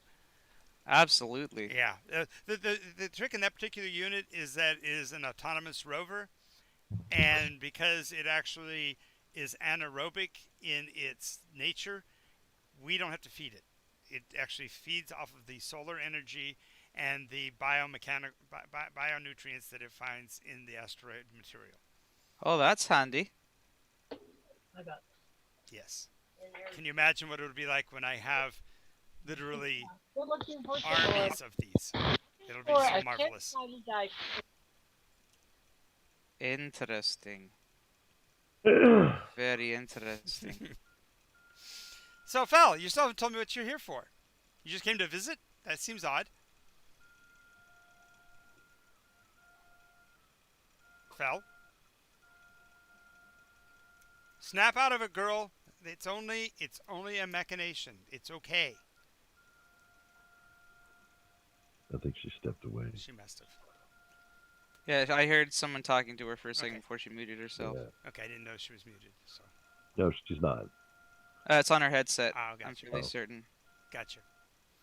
Alrighty. So, Raven, after doing all of that and realizing that the only thing you lost was Can you hear me? There, now I can hear you. Okay, for some reason I was hearing you, but I couldn't speak. So I had come back and was listening and except caught the end of your speech. Yes. So I can understand that. You still have to tell me what you came for. The fact that you still work for a corporation makes me suspect that you're trying to get me to come back to the inward realms, and I won't do it. No, because they laughed at me at Vienna. They laughed at me at New Vienna. Okay, I understand. And it's not. It's just to make contact with you again and said, I'm out here now. Oh, good. So if you're ever looking for work, I can definitely put your mind to good use. No experiments on me, thank you. I like me the way I am. I like experiments. And now the mantra starts. Are we the bad guys? I'm not going to give you a hand. Well, or if you got nothing, if you got nothing else, the only thing I can tell you is that I'm not going back, and don't come here with any kind of corporate offers because I'll say no. Oh no! Look I know you too well, Fiscal. No way. Actually, she used to call him fishy. He hated it. Yes, don't even go there. It was even worse with the diminutive fishy cat you called me that once. Oh, I wanted to punch you in the head. But that's beside that's beside How about Pafish? No. She laughed. All right. It's good seeing you. It's interesting work you're doing. Why, thank you. Thank you. And keep it up. Who knows what breakthroughs you might make. Yes. Who knows? Tarkin, when they leave, he winks, but it's with his robotic eyes, so it's actually that shutter that takes pictures of everything. Nice. Okay. Okay, we're on our way. Not very subtle. Subtlety's one of the skills I'm working on. Yes. I'm really low right now. Yeah, he's like stealth for heart, right? Yeah, heart levels of low here. All right. So you're back aboard. Ship's all set up, ready for the first. The actually would now be the second jump. Yeah. Third jump. No, ETFO. second, because the second one had to undo whatever the first one did. Remember, and then this would be technically the second jump because you're still just out. You're still just now outward of the belt, which you had to be before you could make the second jump anyway. So, Okay. go ahead and roll again, Raven. 75%.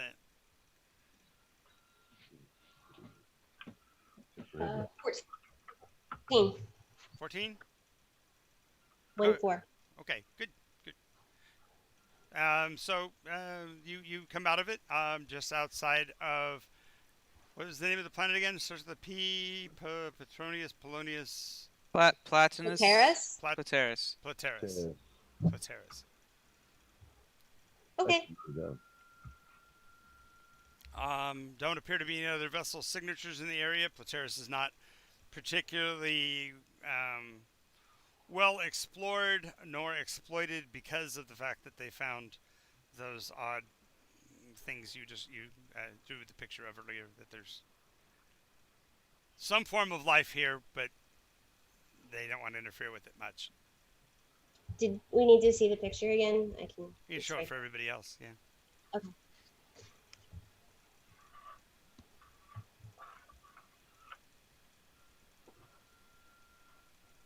Those things. Oof. Aren't they cute? That has one more pincer than I saw last time. Nope. 4 eyes, 8 legs. What is Well, that? legs and arms. It has an appendage that they use to sweep out uranium. And what? And It's a biological organism that lives only here and in Plateris. You guys said you were looking for extraterrestrial life, and she took me at my word, didn't make it a biped, and she said you made it an octopod. But actually, it's a nonapod technically because it has that extra appendage too for sniffing things out. that's Vanderzee's job. More power to the creepy thing. Well, the good news though is that Raven's a fan, and so she's got like pictures she's had drawn of them and things like that.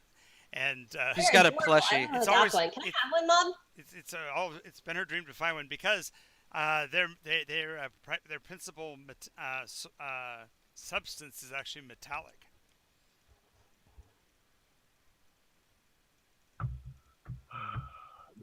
This is Felicity's job. Well, Felicity's pulled out her gun again. I see. She went from the nice elven image back to the sharpshooter here. Like, she's the scientist with all the weird words. She's the bioscience gal. She's like got all these stuff after the name. So Oh, it's very simple. She specializes in. Yeah, good. We don't have to go through it all. We got it. We're just teasing you. So MS&P. yeah. So you are in orbit around Platera. Known home to a creature that really hasn't been very well studied, which Raven has several pictures of it from her collection that she's willing to show off and share. And all she wants is for you to try to pick up one for a pet for her. But of course, the atmosphere in which it lives is highly toxic to humanity and at a much higher overall temperature than up here. And this is one of the worlds that did not get terraformed. So. Okay, so this one's gonna be a full suit thing. Mm-hmm. All right. Hey, let's go. Suit up. I want one of these for study.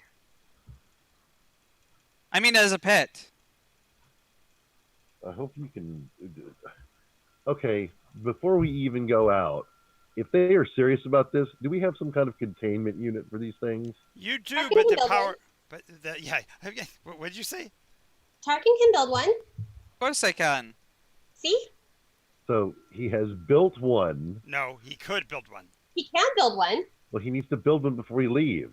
Well, Because and for clarification, the power requirements for such a device to keep the space at a specific temperature, and with the special gases and such that would have to be in the atmosphere for this thing to succeed, is let me put it this way: you ever tried to grow have a seawater aquarium, saltwater aquarium?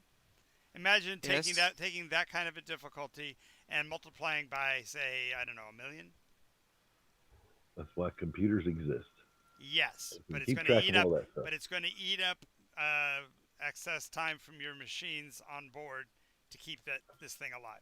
Well, Just I be mean, aware. okay, is that because if we're actually going to do that, then we're going to have to make another stop and get an upgrade because we got it. Well, gotta, later you can do it for now, and all it'll do is just make you move a little slower, maybe dodge All right. bullets a little slower, All right. maybe use a little bit more fuel on jumps and so on. Oh no.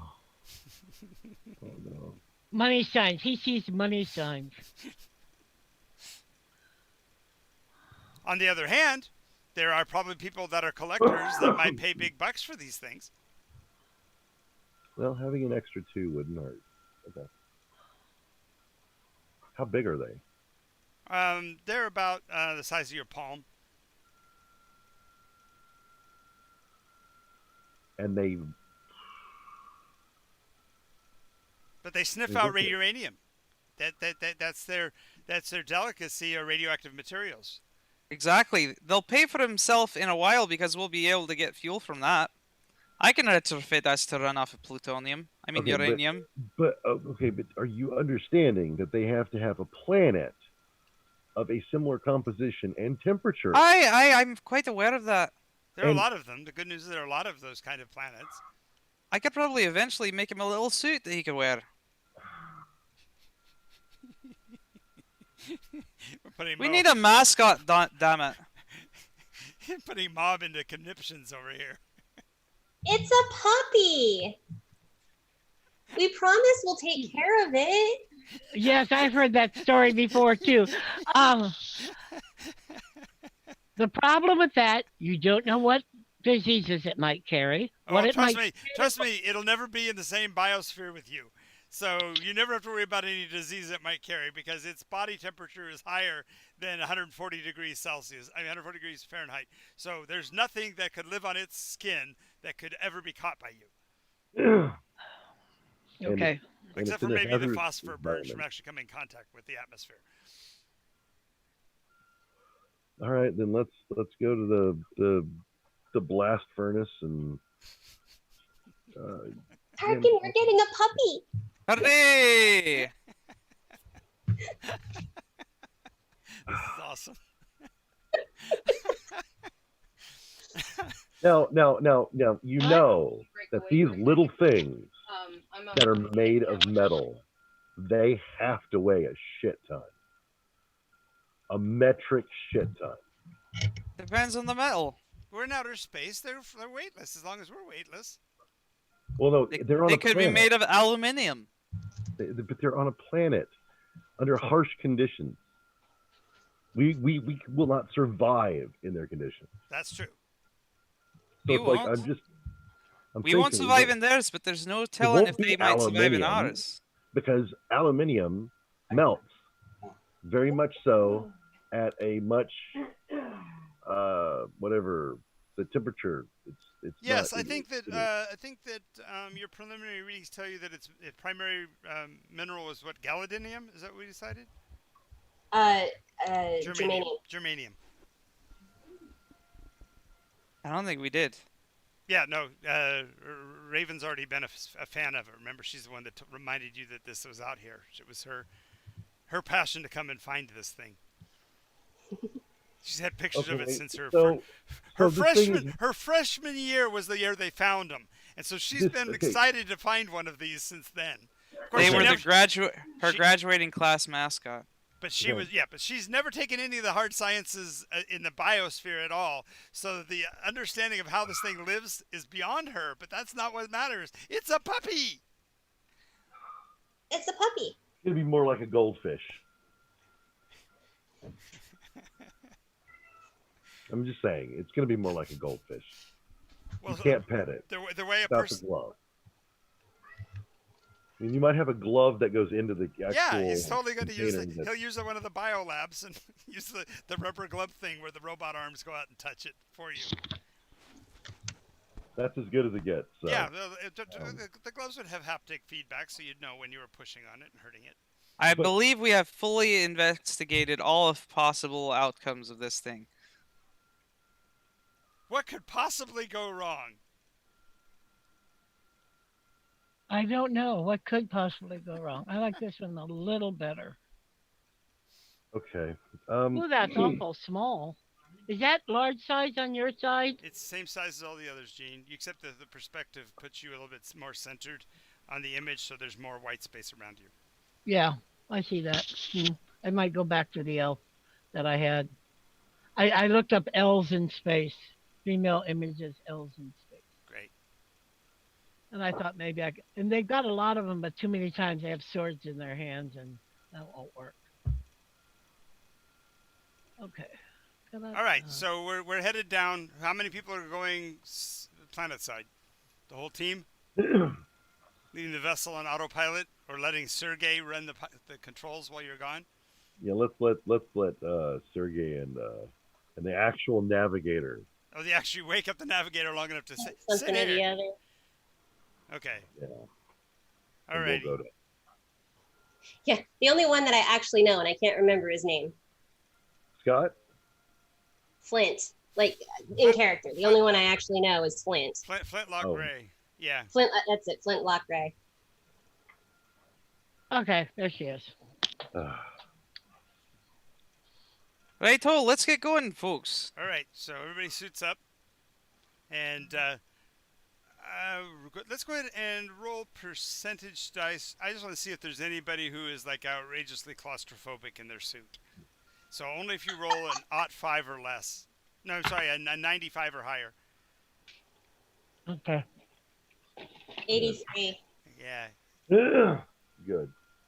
If you roll really low, it means you're really familiar with your suit and it's okay. But if you rolled a 95 or higher, you literally are. I'm good. Okay, good. 52. 52 and Felicity. God, my eyes. Okay. A 38. You're good. That's okay. Yeah, all you gotta do is get as long as it wasn't a 90 something, you're good. All right. All right. No. You said 95. Right. Just Right. keep that straight. Yeah, I know. Not 90, anything else. 95. I know. You're fine. 95, 96, 97, But the 90. number that you got, which was a lot closer, means you're less comfortable in the suit. But that's Okay. typical for a face. You want to be able to shake hands and slap skin and all that. Okay. High five and knuckle touch and all that nonsense. This whole spacesuit thing is not your cup of tea. Okay, I rolled so the navigational approach by Raven. Go ahead and roll percentage dice for that. It's a little rougher landing, so 65 or less. 77. Huh? 77. 77. This 90. landing is about to get really interesting. Yeah. 97. 77 is what I rolled. 77. I thought that's what you said. 77, which would have been a perfectly acceptable near scrape on the walls of a station. But she goes, this is going to get a little interesting. Of course, a little interesting means, oh God, we're all going to die. Bounces around. The craft will actually roll one time. So roll percentage dice to see if we did anything bad to the lasers. 33. Okay. Who rolls? She I did. rolled a Raven. 33. You rolled a 33? Okay, so she did nothing. She didn't compromise life support. Tack, what'd you get? Raven, what'd you get? 67? Okay, so the lasers are a little bit tweaked. Engineering, that's Tarkin. Go ahead and roll percentage dice. Okay.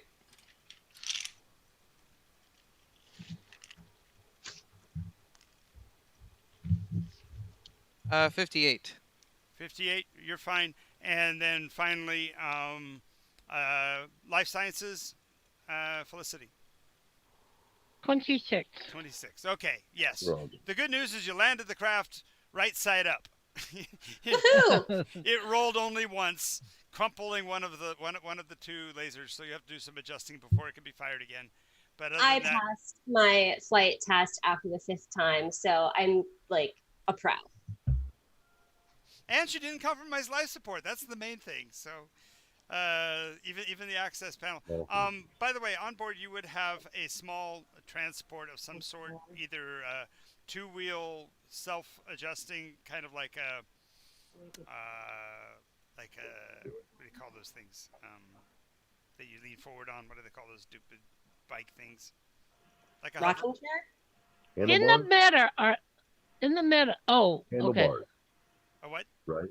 Handlebars, right? Well, the device that has the handlebars that you lean forward and you roll forward and it moves. Segway. Right. Segway. So it's Segway based with a cart on the front of it, or it's a three-wheeled, almost like a quad runner, tri-wheel kind of thing, however you want to call it.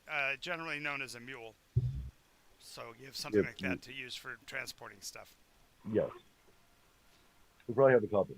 So At least one three-wheeler and a couple of Segways. sure. So are we going on foot, or are we going to use the devices? Devices. Fun with wheels in a less than G orbit, less than G atmosphere. Yay! Alrighty, so roll out. The back door opens. Everybody's in suits. What little atmosphere in the area you would have already retracted as best you could before you opened it, so the venting is not too onerous. And you roll out into the bleakness of a dark skied little planetoid.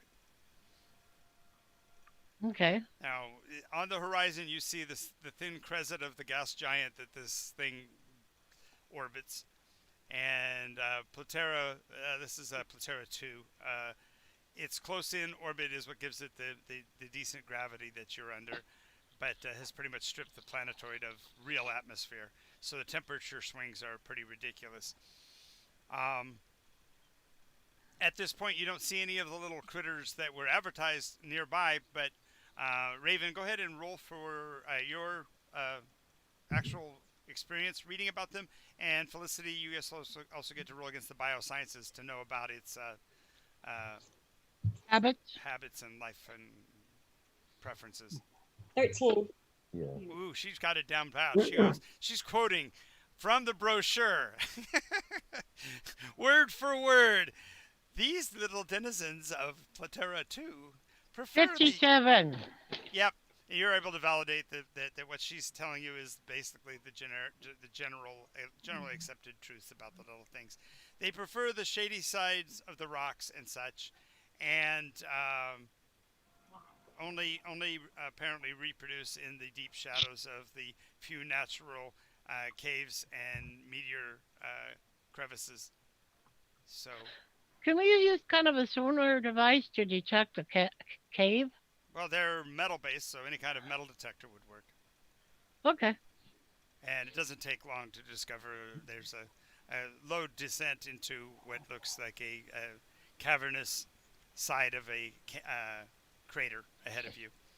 Okay. And at first you're thinking that it looks like a rich vein of ore because of all the silver light that's glinting back at you from under the edge of that. But instead, there are thousands of these little critters. Oh, dearie me. And they're crawling over each other, and some of them are hard to tell the image, where one of them ends and another one begins. So it must be some form of mating ritual or something where they're merging their metabiology, so to speak.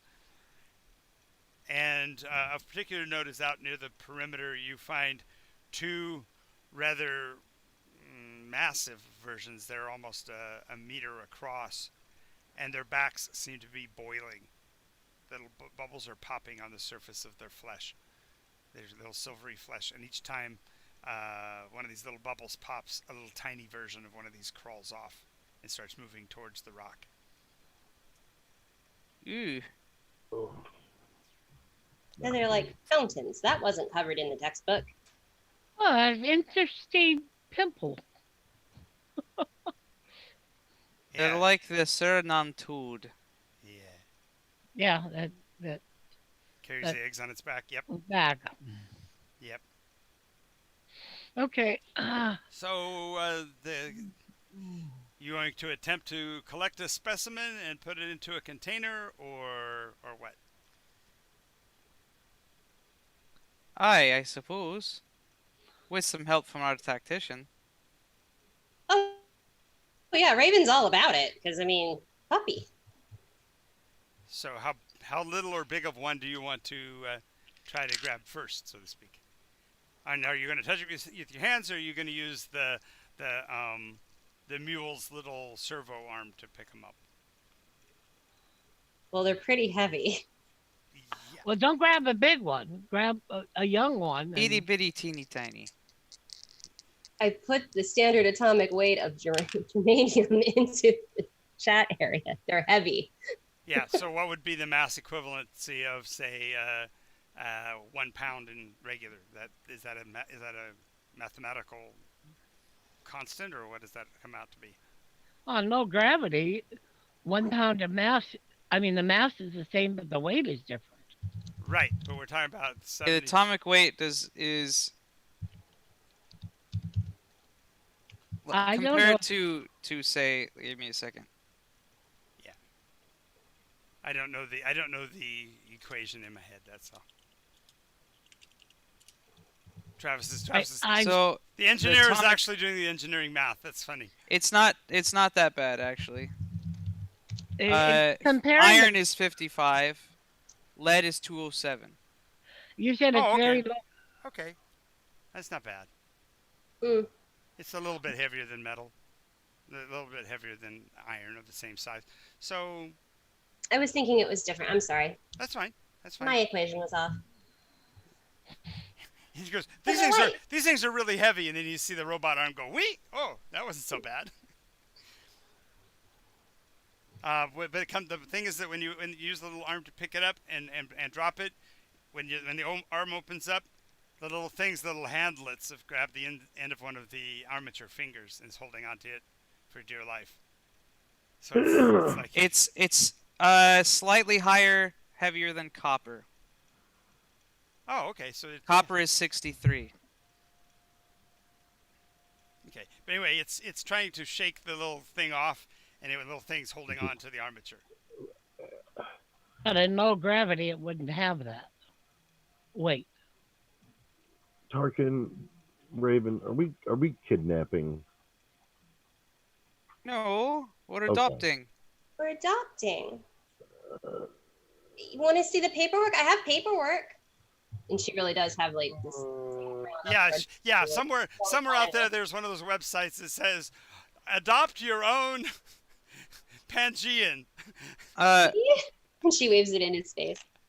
Tarkin For opens only up only for $4.95 a month, you too can protect this endangered species on Platera 2. You get it, you name it, and we send you a picture every month of one that might be like yours. You know, if you're really concerned as far as like whether we're kidnapping it or not, why don't we get 2? That way it has a friend. Well, we need to get 4. Okay. So 4 of the little ones. Well, as it is, the one little one won't come off the end of the arm. Somebody's got to pry it off because it won't let go. She'll walk over and pry it off. She doesn't wait. You know, she'll. Way to go, she's not- Felicity. Roll percentage dice for this one. Okay. Here we go again. 41.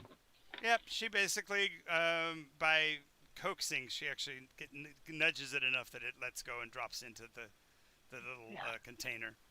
And when it hits the container, because the container is nice and flat, it runs for the corner. You just see it little scrabble right straight to the corner, and it plants its little butt in the corner and puts all of its little arms out like it's protecting itself. Cover it up and let's go get the next one. So we're grabbing 4 of these teenies. Yeah. Aye. All right. So We're Hopefully- like the worst people ever. Perhaps, Do you know anything about male and female, or is it like they're I can see you bisexual? picking them up and looking. I don't see anything. Because the babies would. There's no difference between them. Is there sexual dimorphism, even in the adults? You can't tell. You honestly can't tell. There isn't enough data on it because nobody's researched Raven these. knows. Raven's got the book on him. No, So 'cause- it doesn't. They were only recently discovered though, like within the last 4 years, because right. Nobody's.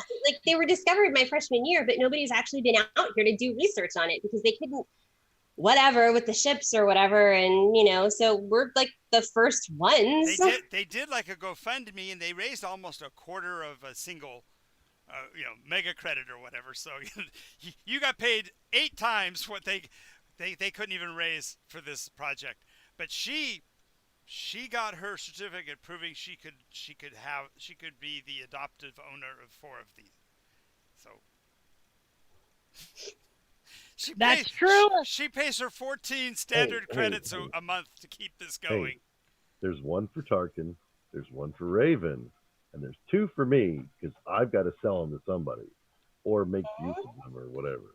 You have to sell them as a set. Wait a moment. What about one for me? Well, So you they know open what? the box up and throw a 5th one in. What the hey?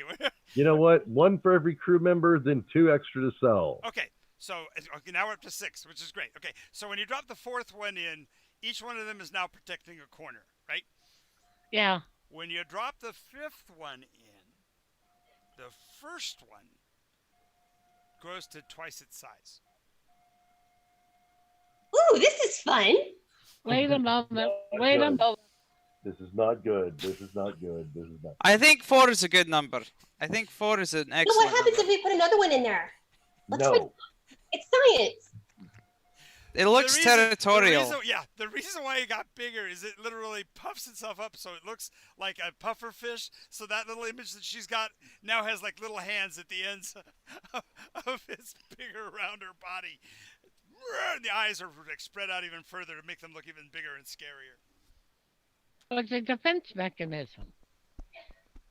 Okay. Let's leave it at 4. There's a 5th one, and it's waiting. It actually is trying to get to the corners, and the other 3 are. As it moves towards each one of them, they also puff up in turn, and so they puff up and get smaller as that little one tries to find a place to perch. Raven's just gonna start talking to him like, "Oh, you guys are so cute. It's okay. We're gonna take care of you. There's no reason to fight over territory or anything like that because we've got this nice big area for you guys. I promise you guys will be okay." And she just keeps talking to him and everything like that because she's psycho. Nice. So are you going to add the 6th one, Mr. Merchant, because you wanted a 6th one? We'll have a separate box. Oh, you got to go back to the ship and get another box? We have to, because we have to have some place to put the 5th one, and then there's 3 more corners, so we might as well get 4 more. Yay! Or 3 more. Whatever. Yes. Alrighty. So this is the best day ever. There's so many puppies. Okay, Tarkin. Tarkin, let's see. I want to hear you build this. Let's build this unit. You've got technical data. So from both of them. what I'm really doing is I'm going to be retrofitting one of the quarters to house most of its space will be this enclosure. Right. Given they argue over corners, are you going to make it 8-sided? Yes. 12-sided actually. Yeah. So it's going to be a duodecahedron. Duodeca. That's what I said. I am so amazing at this. Oh yeah. I got an ot 1. Oh, God. My goodness. So you got your duodecahedron station, and you pump in the gases, and everything seems to be holding. You drop the first 4 in, they go straight to the bottom, bottom 4 corners. The next ones drop in, but catch themselves before they get clear to the bottom and scurry into the next round of corners. So there's still enough room for another full set of 4 if you wanted to complete the set of 12. No, they're going to get bigger. I want to see one. I want to take one in from the outside and see how it does in our regular atmosphere. Probably kill it. Just to see. Okay. So just like I'm trying to remember the math here. Water is one of the few chemicals that when it melts, it gets smaller. Usually things that melt get larger, right? No, when Ice, it freezes, it gets larger because it traps air bubbles. it's water. Right, Water in the solid form is expanded. right. When ice melts, But it most does get a. but most metals and things like that, when they quote melt or switch from one state to the other, they expand in space, right? Yeah. No, they reduce in space. As they get cooler. Be- Okay. Yeah. Yeah, because so they what they don't have do- a crystal. Because they don't have a crystalline shape. So when you bring it out, are you bringing it in? Are you bringing the temperature down gradually, or are you just dropping it plunk on the deck? We'll slowly like put it out next to the open door and then bring it a little closer. Okay. So I guess gradually. Well, it will fight against it. It'll actually scrabble away. If you're actually moving it in a place where it's warm into a place where it's cool, if it can feel that difference, it will actually fight against that change. It knows its own best environment. Yeah, it's not quite like a lobster that'll sit there and die because it doesn't want to move. But when the temperature drops to a certain point, it's like hitting the 0 point of water. It all of a sudden does a structure change and becomes very pointed. All of those little appendages and stuff become little sticking points, and the body of itself becomes like a crystalline core with all of these very sharp pointed spikies in all directions, like a burr. And each one of them has tiny curves on the end, so the way they move around in space, so to speak, even if it's a bad environment for them, is they actually can grab a hold of things like a Velcro. or a piece of grass, natural grass. Like is a here. burr. Yeah. Like a burr. A burr is wonderful for being transported long ways on animals. Yeah. Does it look unhappy? Well, in whatever that state, it's like suspended animation. There's no longer any animation to it at all. And because the closer it gets to room temperature, the sharper those points get to be, such that when it gets to full room temperature, it also has the secondary effect of basically acting like a tumbleweed, where it actually sits on the tips of those little points, and so will roll freely That's across the surface. a wonderful. That is a wonderful adaptation. It's kind of like a tardigrade. Yes. It protects itself and gives itself a chance to go to a more, shall we say, amenable environment. Let's not do that and put it back in the containment. I'll field. throw it outside. Sure. Okay. You throw it Okay. back outside. Yeah. It takes a few seconds, but not much, before it returns back to the jelly-like form, and it's out in the sun, and it actually continues to expand as it's trying to run for shade. And because it's in the hot part of the day, it basically will explode if you don't get it to shade quicker. So you'll have to like hurry it along, or Okay. walk so that you're providing shadow for it or something, so that it can get. Mosey on along, push it They along. only live in the shadows, but they need the real hot. So it's a weird juxtaposition. It's Okay. hot but no light. Ambient heat. Okay. It Well, in doesn't this like case- radiation, is what you're saying. No, it actually feeds on radiation, and so the idea is that if these things got, say, into your engine compartment, they would glom all over the outside of your engine, gumming it up. Well, I mean, like, why does it want shade in particular? It's And avoiding heat. visual light. Yeah, so that is radiation. But it's the band of the radiation. It prefers the deeper, slower U-235 kind of radiation compared to solar radiation. Okay.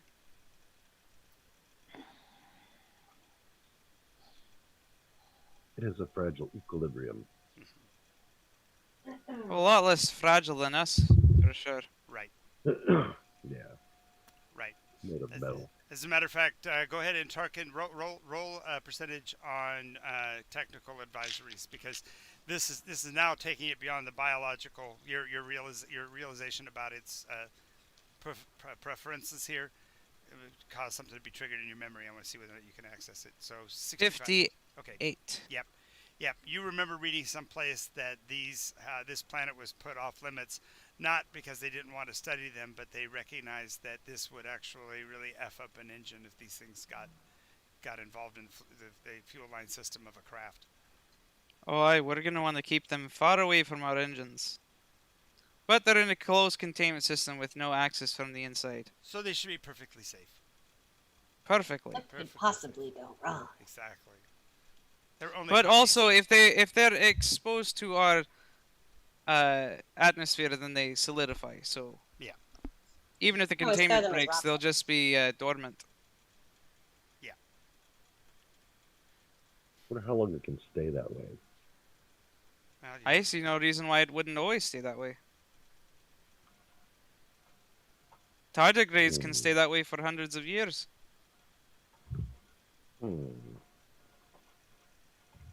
So mob starts to think about the resale applications of such things. So go ahead and roll against your research on the dark web, so to speak, the people that might want to buy such a thing. Okay. I no, actually, what I was thinking of is I was thinking that if we need the extra speed or extra computing power or whatever, we'll just turn the damn environment off because it's not going to kill them. They can be like like those sea monkeys. Yep. You know, you're just going to add water and there you go. Just like sea monkeys, as long as they don't have sentience or memory or anything, and hold it against you later. That's not fair. That's not fair. I rolled a 25. 25. What? Yes, there's somebody who's already offering 25 apiece for them. 25,000? No, 20. We just got fuel and a bribe of 2 for one piece of tech. They're offering 25 for each of these living things. Ooh. Oh. On the dark side of the line, some bad guy wants them. Considering their danger to the ship, I'll relinquish the one I took. So we have 3 to sell then.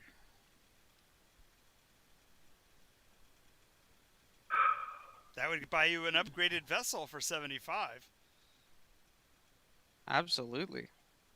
Okay, and how many can this hold? Oh, the container? The containment Yeah. field as built, if you were leaving it at the same size, if you're assuming, this is all assumption, assuming they're like goldfish, that they will grow to the state of the space that's available. Right now, you've got 8. You could have as many as 16. They would take up all the internal, no, not even that. What's the math, Travis? 16. 12 corners. 12 corners. Yep, so 4 more. Hey, anybody want to go back out and get 4 more? Okay. Oh, we're fine. We're fine. More puppies. Raven goes, there's only 4 more puppies. Only 4 more puppies. That way Technically, we could have as many as we want because we could keep them in cold storage. But that's neither here nor there. That might be a little cruel. Well, if we're selling them. Well, you can't sell them to somebody who wants to dissect them. Oh, they promise not to dissect them. No. That's farthest from their plans. Well, yeah. I'm going to sell these people 2, maybe 3. You can include mine. I don't mind the money. Get an upgraded ship. It's a win-win for me. Alrighty. Oh, although So I'm I'll help tempted. invest in your ship. I'm so tempted. That way it would be, you would own the majority, but I'd invest 25 in it. If I were to get 10 to sell, I wonder if they. Why can would save you that. have 25? Because I would sell mine for 25. He would sell the 2 that we got extra for 50, and together it'd be 75. Yes, but I'm talking about maybe going out and getting 4 more, so that I have a total to sell of 7. Okay. But I'm wondering if these people would have that much, and if they did, would they part with it? do you want to run the risk and take them in advance speculatively, or are you going to leave them here and try to come back and get them? Because if it becomes known that you sold a certain number of them, other people will be coming out here. You would think. Yeah, why don't we And see why what hasn't anybody else done this if this is the case? Do you want to Let's stick with the ones we got and get going. Let's We stick can with always the come ones back. we can stick with the ones we've got, but before leaving the planet, we need to find out, like, are there colonies of these things? Because there's no research been done on them, and we are a research ship. Yes. You know, we have sensors. We have, Sure. Well, so long I could get one So- into a Sure, biocontainment field in the med lab, I can certainly take a look at it and Well, figure out what it. That's what we're planning on doing, Gene. So Yeah, but the point is that before we leave, we need to do just the most thorough research we can do. okay. So first of all, just Then, a like, sweep, week. just a sweep of the 3 nearest craters to your location, give you an estimated population count in just those 3 crater areas of somewhere north of 30,000 of these things. I wonder how they benefit the planet. Or are they just subsistence level? We don't even know what they eat, do we? Radiant and That's the idea. Is Okay. we actually do some research before we leave, because the more we know, The other thing you'll note is that the planet's surface is irregularly influenced by large circular patterns of radioactivity. Is it steady or irregular? It's irregular. It's irregular.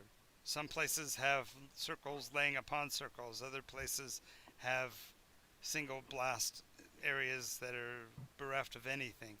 These creatures can't be found in any of the open areas between the craters, but only in the edges of them. Okay, where they can have shadow, deep shadow. Well, more importantly, there are natural places with even deeper shadow where these are not found. Well, what did they eat? It looks like What- they actually consume radioactive material that they keep within them, that then feeds their growth pattern, causing the germanium to lose its own radioactive isotopes. It's like a counteracting agent. So they feed on radiation that helps counteract the outer radiation that. Germanium is a deteriorating. Well, they smell out plutonium, so maybe they eat that. Uranium? Plutonium. I get my radioactive materials Yeah, mixed up me all too. the time. I don't know I'm not a chemist, and I'm bullshitting most of the text here. So okay, so basically what you're saying is inside of it, as a the way chickens as a way of the way as a way of digestion. Yes. I'm just simplifying this. Yep. So they basically add to their molecular structure the decaying parts to make and form new materials. right. And then that I get that. That's fine. So they're a Well, we have a supply of this They're material. a radioactive scavenger. Basically, they go around eating up the remains of radioactive activity. Oh my God! Do you realize how useful these could be on they're on a- alchemist stones. Yes. on a planet that has had a nuclear accident? You mean like, Mhm. and that's when you realize when she says that, everybody gets to make a 55% check. Everybody.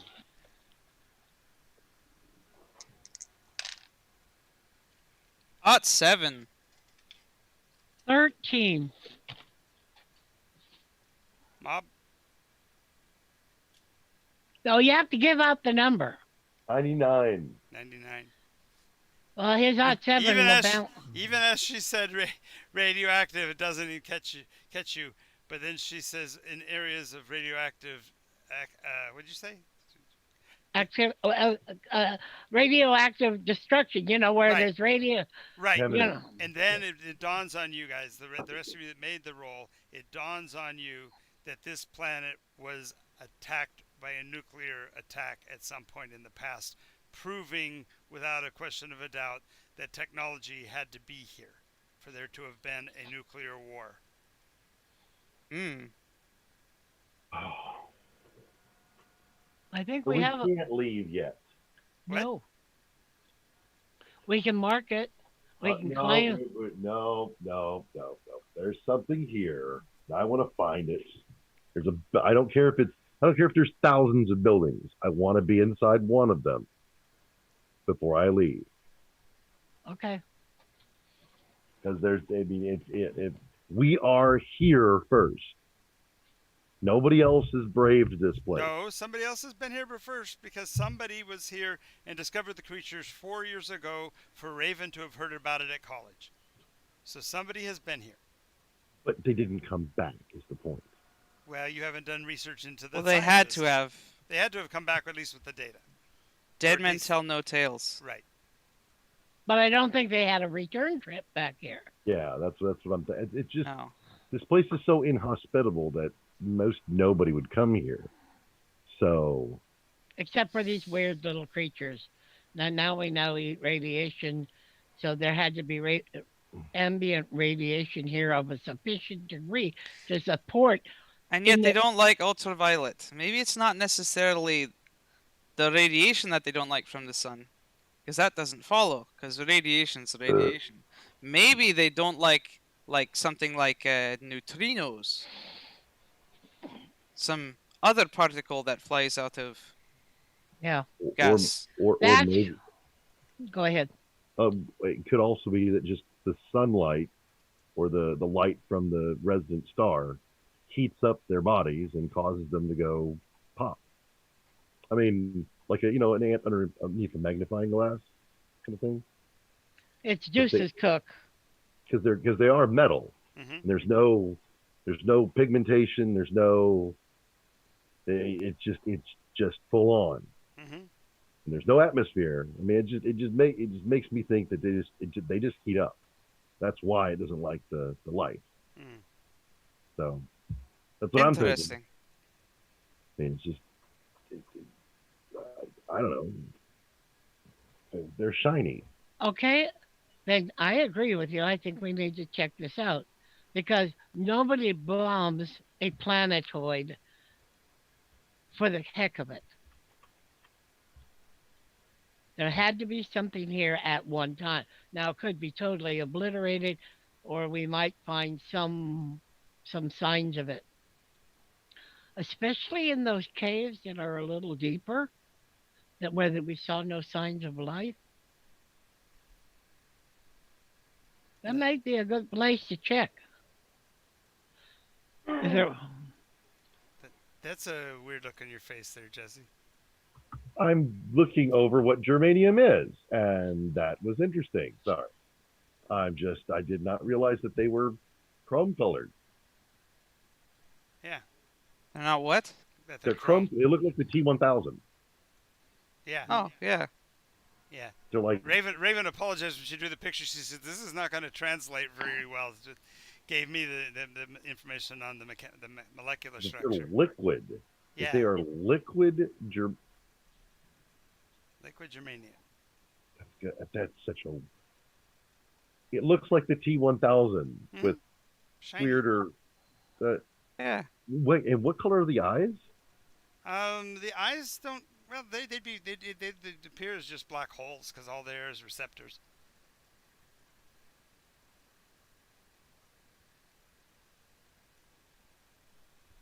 It's funky, the biology that's going into this, so I'm just trying to wrap my head around it. Sorry. Go ahead. Alien biology. Well, as a quick little callback, the fact that they've got little appendages and stuff, maybe it's not biology, but it could be biomechanics that they're engineered. Hmm. So there's a source that might be able to get you information on the subject if you wanted to provide that information to a rather unscrupulous source. Hey, Felicity. Yes? So about Your- that rule about dissection. your friend, that was that you mentioned. What was he working on? Biomechanicals. And He has did human arms grafted onto a machine body. so it looked a little bit like this. Well, no, it's just all arms. And But it's a similar structure, though, is what I'm saying. No. no, because it has bio parts. It has human or He would know biomechanical Theory. Okay. absolute. stuff. But your friend, if he were, I wonder how much he would owe you if you gave him. Well, this. he doesn't like that she works for the corporation. Well, I could give it to him. And that's the first you've heard that Felicity works for a corporation. Oops. Thank you, Travis. That wasn't Travis. That was Tarkin. Tarkin. We know Tarkin's subtle. Remember, we already talked about that. Oh, Raven. Yeah. I'm on. Bring your gun and come to the bridge, please. Do you have a pair of handcuffs? No. I That's am kind of kinky, but yes. I am currently on leave of absence to pursue my own thing. I finished the project for them. Now I'm my own person. Uh-huh. She's from the inner worlds. And she's still. How quaint is that? That she thinks she's free because she's off duty. They own you. I think we are going to have a talk. Not right now, No, obviously Okay. this isn't the time nor the place. but soon we are going to have a talk. Does anybody know what the puppies eat besides uranium? I don't Maybe. think they do. Guess I we're don't gonna think find they out. eat the substance. They If eat they're the- made of metal, they wouldn't need to like grow Yeah. new cells or anything.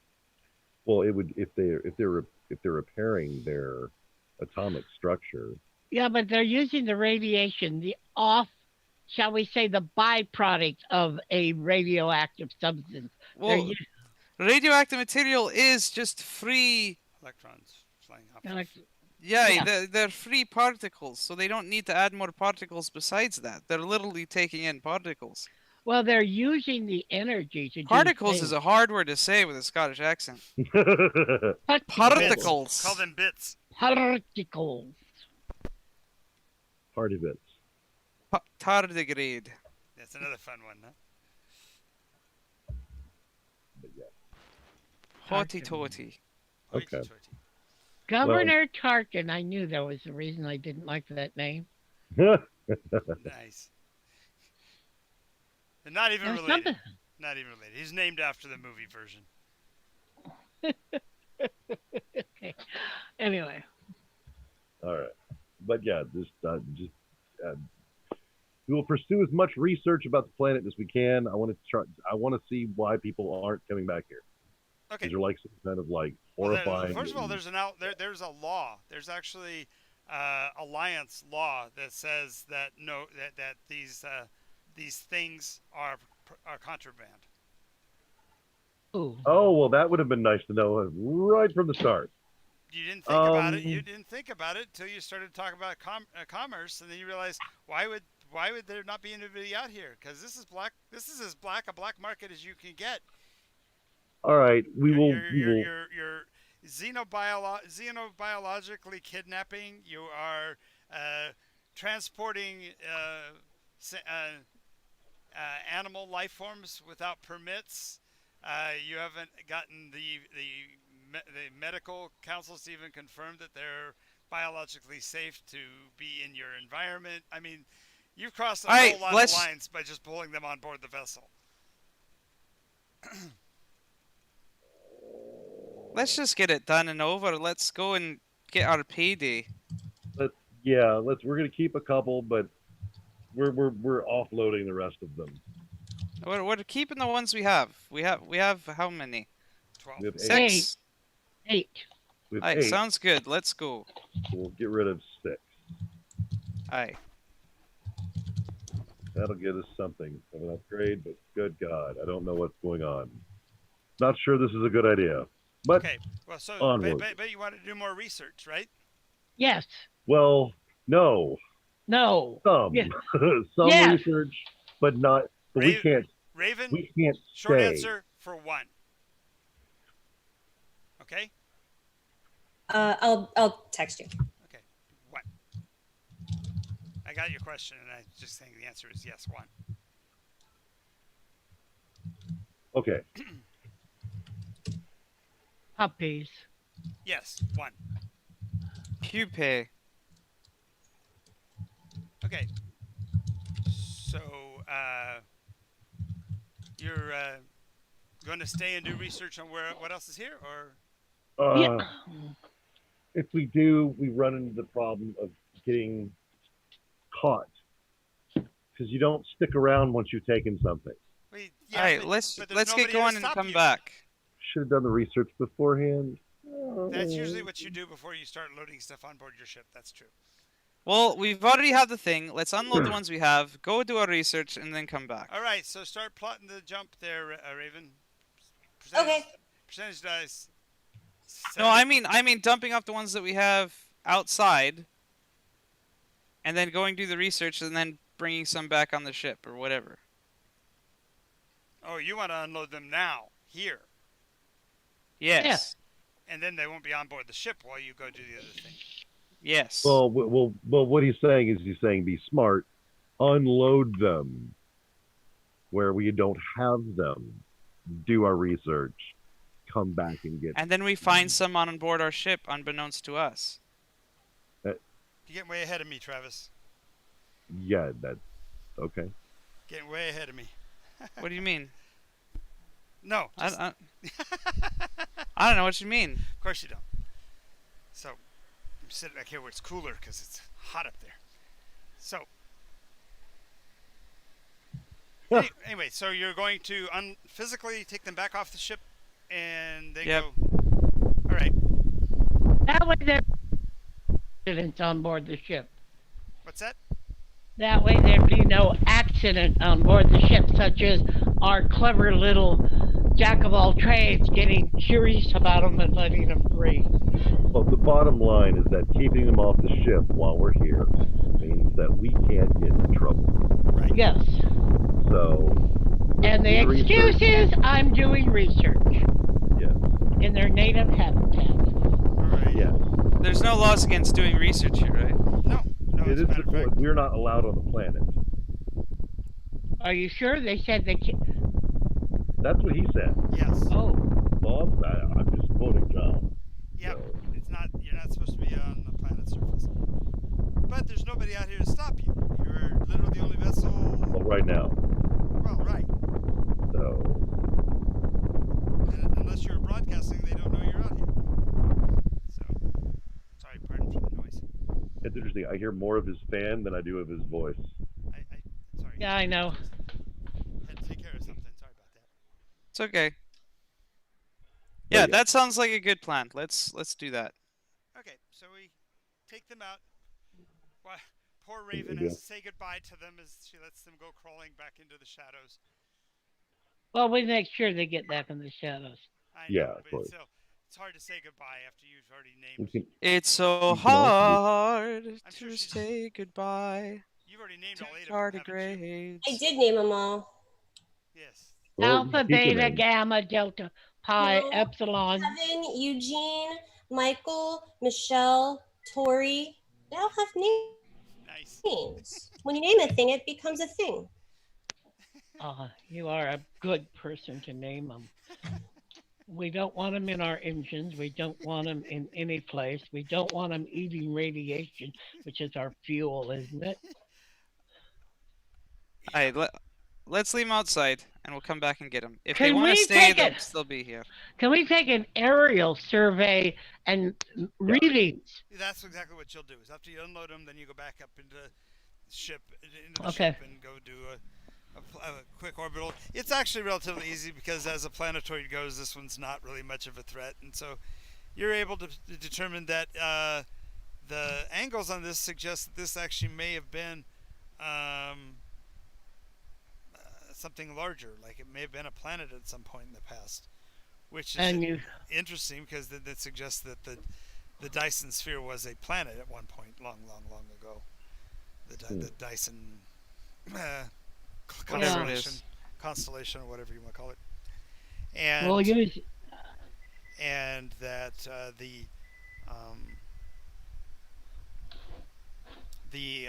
there are deeps within the stone. It's about 12 miles in what would that be? That'd be the radius. okay, So 25 miles around. okay, It's roughly circular, kind of a potato-y kind of a shape. Um, it's been blasted by collisions with meteors and stuff, but that one side in particular, where the majority of the creatures you found were, uh, was hit with something much smaller, and have signatures that, now that you've been able to differentiate, look like it was hit by several dozens of nuclear weapons okay. at some point in the past. Yeah. I don't think it's anything about the creatures that people don't want us to see. I think there's some sort of government that doesn't want us to know what went on here. That could be true too. All interesting possibilities. We'll need to refine. Well, it's also interesting to note that several of the blasts are suggest the radioisotopes from them. The readings on them suggest that they might have happened long, long ago. The half-lives are, 2/3 or 3/4 of the way depleted, compared to Ooh. about 10 or 12 of the blasts that look like they are still at almost weapons grade. Like Okay. somebody's been So- hitting it with rockets even now. That's very strange. I just hope they're not trying to keep something on this thing. Because my concern is if these I things, went ahead and brought out the rest of your lasagna, and then maybe some blueberries with milk. Blueberries with milk sounds really good. What's that? I don't know. You're still asleep, sound like. Oh, there's a person on my headphones? No. I totally agreed with it. Oh, what? The rest of the lasagna and the blueberries? Yes, and- I said the blueberries with cream sound really good. Actually, it's almond breeze, but that's okay. That's okay. Anyway, you didn't mute out, so I heard it. Oh, I'm sorry. It's okay. So there was recent radioactive. So somebody's nuked it recently. Math would say sometime within the last decade. That's about as accurate as you can get. I that am kind of radioactive. interested in why. Maybe they're trying to bury something. So in those ones that are fresh, especially when I take spectrographs and magnetometer readings. Yes, they were actually air. They appear to have been what would be the equivalent of an air burst. They were at low elevation, but they weren't on the surface, so they would have spread the radiation as broadly as possible without. Well, depending on the half-life, I should be able to tell what radiation source they were using for the bomb. Mm-hmm. And that should tell us a hint about who might have done it. Yeah, possible. You can definitely get from that it was a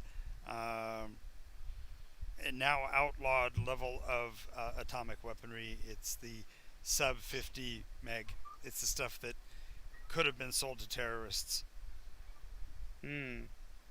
The actual military grade stuff would have been a lot more devastating, but this is the older.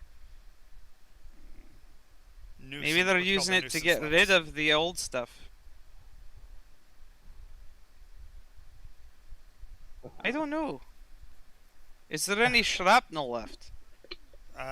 Doesn't appear to be any significant additional secondary metals. Whatever it Have is they used was airburst, and so spread it so thin you wouldn't be able to identify. the other thing is that The projectile. most the big pieces would probably have been driven so hard that it would escape the velocity of this planetoid. Are there any in particular that are like areas that are being targeted, or is it just generalized? No. It seems that they were targeted in the centers of the older craters. It's literally like they're feeding them. For the creatures? Yes. So someone's trying to keep these alive. Yes. In mass With it- numbers. Do you realize Um, it? Interesting. Now I'm just curious as to what the fuck these things actually are. Precisely what they seem to be. And why? How did they develop? If this is once part of a planet, I'm just trying to figure out if they use these to clean off then irradiated planet. specifically they eat One radiation. one thing has come to be clearly evident, though, as you've been doing all this research around the outside. The primary subterranean structure is around that central unhindered cave. It's as if they are keeping that area pristine from the radiation. Because the animals won't go there. I bet what we might want to find is And down that's that a cave. that's a network of caverns and such that appears to go almost 7 miles into the surface. And this is only 25 miles around? Yes.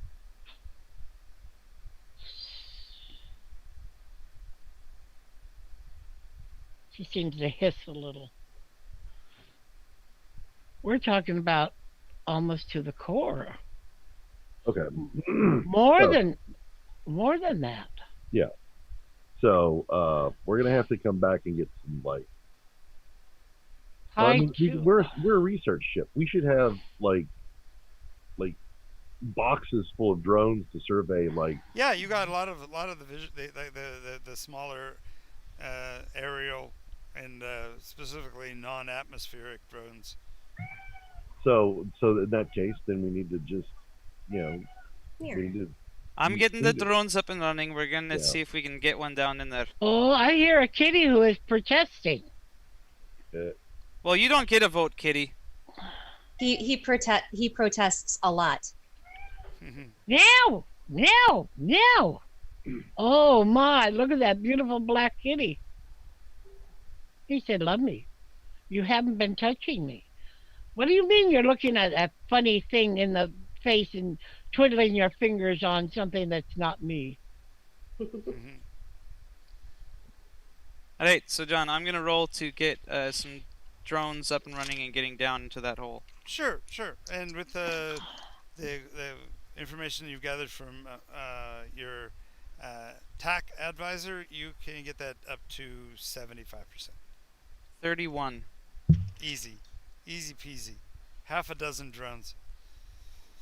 Is that a puppy on the couch that just turned upside down? No, That this that's- is my other cat. Another cat just turned his best side to the Lord. All right, so the drones go to the approach, and like I said, it looked like a natural cave, but within about 20 minutes, they are kind of stymied because they find a door, a huge metal door. Recognizable architecture? No, it's got a strange shape. It looks like an upside down coffin in shape. So it's narrow at the top, broad at about where the hips would be, maybe a little bit lower, and then narrows down as it approaches the bottom. But the whole Alright, of well the that's feckin' odd. the whole of the door is about 12 feet tall. So it's oversized for what we think of as a mortal door, and there don't appear to be any handles or anything, although there are to the left and the right, just above the dimple where they reach their widest point, are two panels that are of the same shape, one on either side of the door.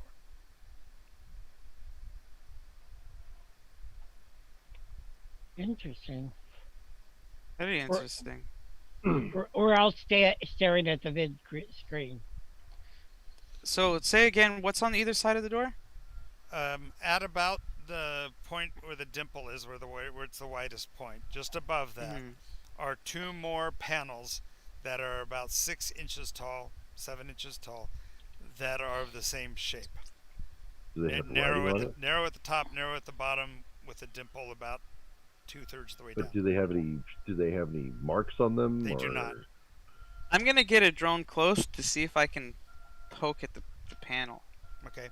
As you do get closer, the the smaller panels do look like they may be external mounted things because there's a about a quarter inch of raised space behind them of the same shape, but you couldn't have noted that until you got the light close enough for the shadow to fall across them. So Push buttons. the panels are like raised a little. Push buttons. I'm Same gonna time. push a button. Okay. Same time. The problem with the drone pushing is that it pushes itself backwards. The air pressure holding a drone up isn't enough to put any Aye, considerable but pressure. this one is like has this insectoid type leg, so it can kind of cling to a wall and take a soil sample. Okay. So it's going to try to cling onto the wall and just poke it with a. Stick a couple claws in beneath that. Okay. So yeah, it as it basically would have to turn its blades from rotating straight up and down to the side and do this quick maneuver. Go ahead and roll for that. Since you're doing it at distance, it's going to be at half your rate, so 26, 27 or less. Would I be able to argue that they have any sort of automated system for latching onto a wall? Then make it 30 then. Sure. 36, close but no It cigar. scrapes the wall, makes a little buzzing sound, little sparks fly. Damn these dotted things. I'm gonna have to tune them up. All right, so I guess we go in and push the buttons. So everybody want to suit back up and. Well, he can bring the drones back and reconfigure them for doing specifically what he wants. I have no problem with that, but that'll take several hours. I mean, if it means getting my puppy back, then yeah, I'll go do it. I want my puppy. Okay, Tarkin's gonna reconfigure everything. They're Well, I mean, not- he's gonna call them all back, and then we're gonna go don't anthropomorphize something you know nothing about. No, don't puppify Puppy fine. something you puppify that which you have no knowledge of. Too late. Pretty much. She's loved them ever since she saw the first one way back in freshman year. It's like telling Allie she can't like mushroom people. You know, she's just loved mushrooms since forever, so that's just her thing. You can't convince her otherwise. That's why she likes that little farm game she plays all the time. Holy crap! All right, so the drones are being recalled. Anything anybody wants to do before you actually re-gear up, because it takes a bit of a process to actually gear up and go down.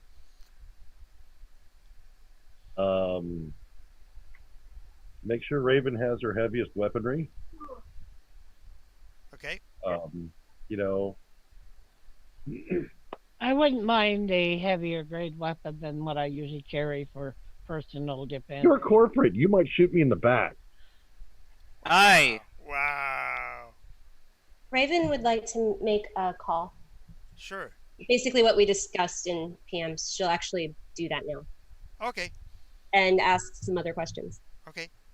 Send me the other. which I questions. should probably send you now that I think about it, because you can't read my mind. Why not? Well, Get on that, Jonathan. I read his all the time. okay. I tried that for 23 years, so let's not go there, okay? Ha That's an entire other conversation. Yes. That was the one skill in the world that if I could have learned, I would have probably changed the universe. Trust me, you don't want to be able to do it. Probably not. They get offended worse that way. Yeah, that's quite possible. Yeah. All right, so when you guys pass Raven's quarters, she's frantically cracking away at her keyboard. Stops suddenly when she sees you. The picture of one of her little fuzzies shows up on her screen. She grins and waits, and then as you leave, you can hear her tapping again. See, you can hear her even now. Okay.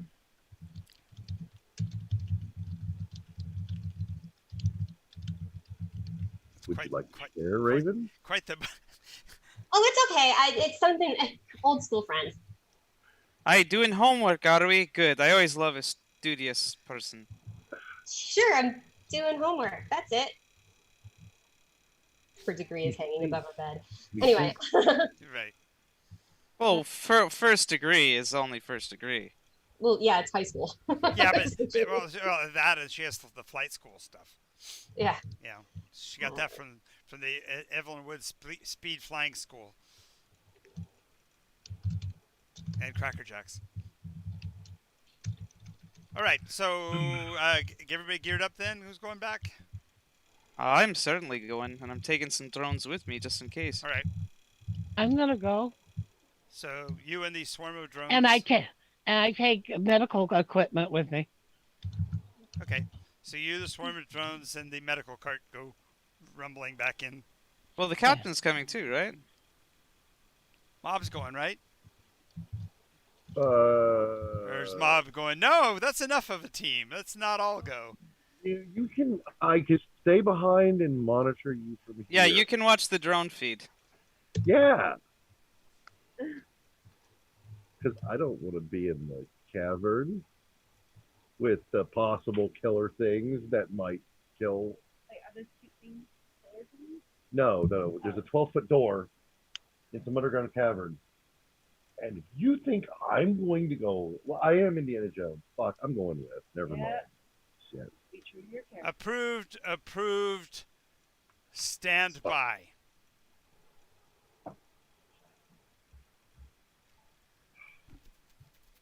All right. That's what you get right now. I thought the little cute things would like, I don't know, I'll catch up to you guys. have gone bad or something. All right. So the rest of you head down, leaving Raven at the keyboard, waving and clicking away. Just don't hurt Kevin. He's the cute one. They are all identical. To anybody but Raven. She might be able to pick out Kevin. Yeah. And Kyle, the one that keeps getting killed.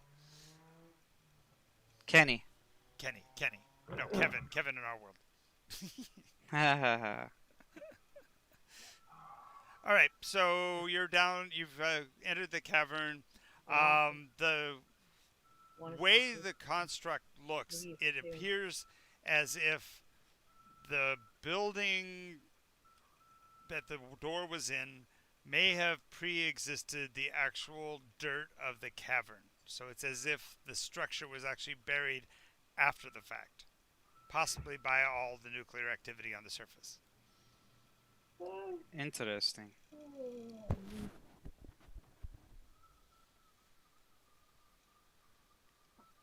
Let's get those panels. Okay, so when you approach them, because of the slope of the angles, the doorway at the center is more than 5 feet across, and so the panels are above that. So you actually have to almost stand on your tiptoes to reach both of them at the same time if you wanted to. But there's one on the left and one on the right, and they're identical in terms of shape. There is the little scrape mark on the right-hand side where you attempted to make the contact with the drone earlier. There are no, there's no heat signature from the area, and we don't have anything like radar or whatever that could read through the door itself. So you have no idea what's beyond it. Push the panel. Left or right? Both of them. At the same time? Same time. Alright, same time. That sounds good. I mean, if it's going to open. Okay. Roll percentage dice, please. Go on, Indy. 37. Okay. Nothing seems to happen. As a matter of fact, it doesn't even seem like the panel's pushed in.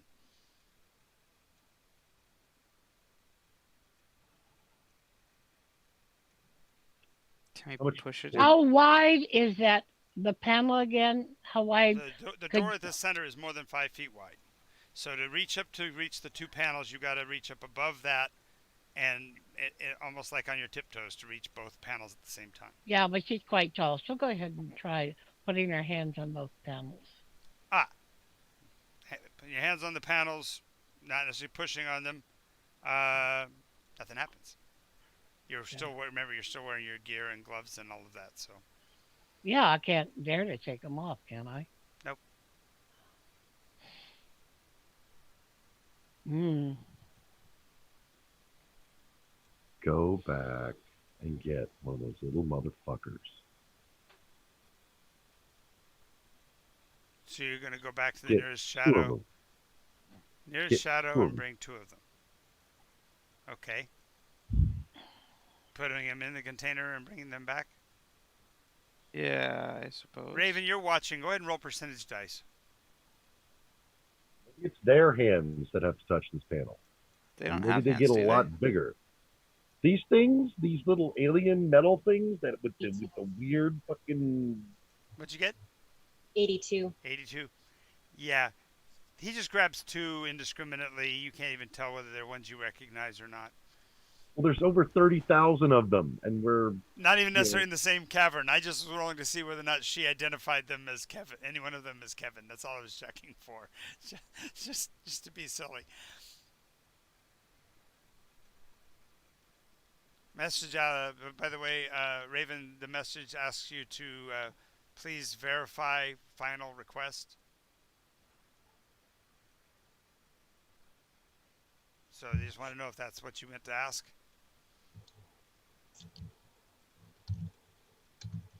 I opened and then closed the chat immediately because I wasn't sure if I was supposed to see that. Ah. It's okay. I am not looking at nothing.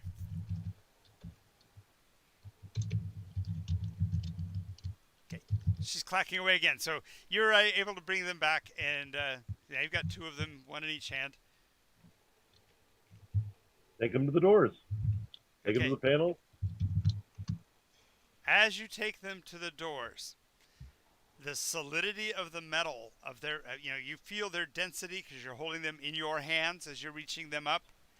They actually crawl over and through your fingers, between your fingers, till they're on the back of your hands. So when you go to touch, it's your hands again that are touching the panel. It's as if they're afraid of whatever that is. Well, that's no use.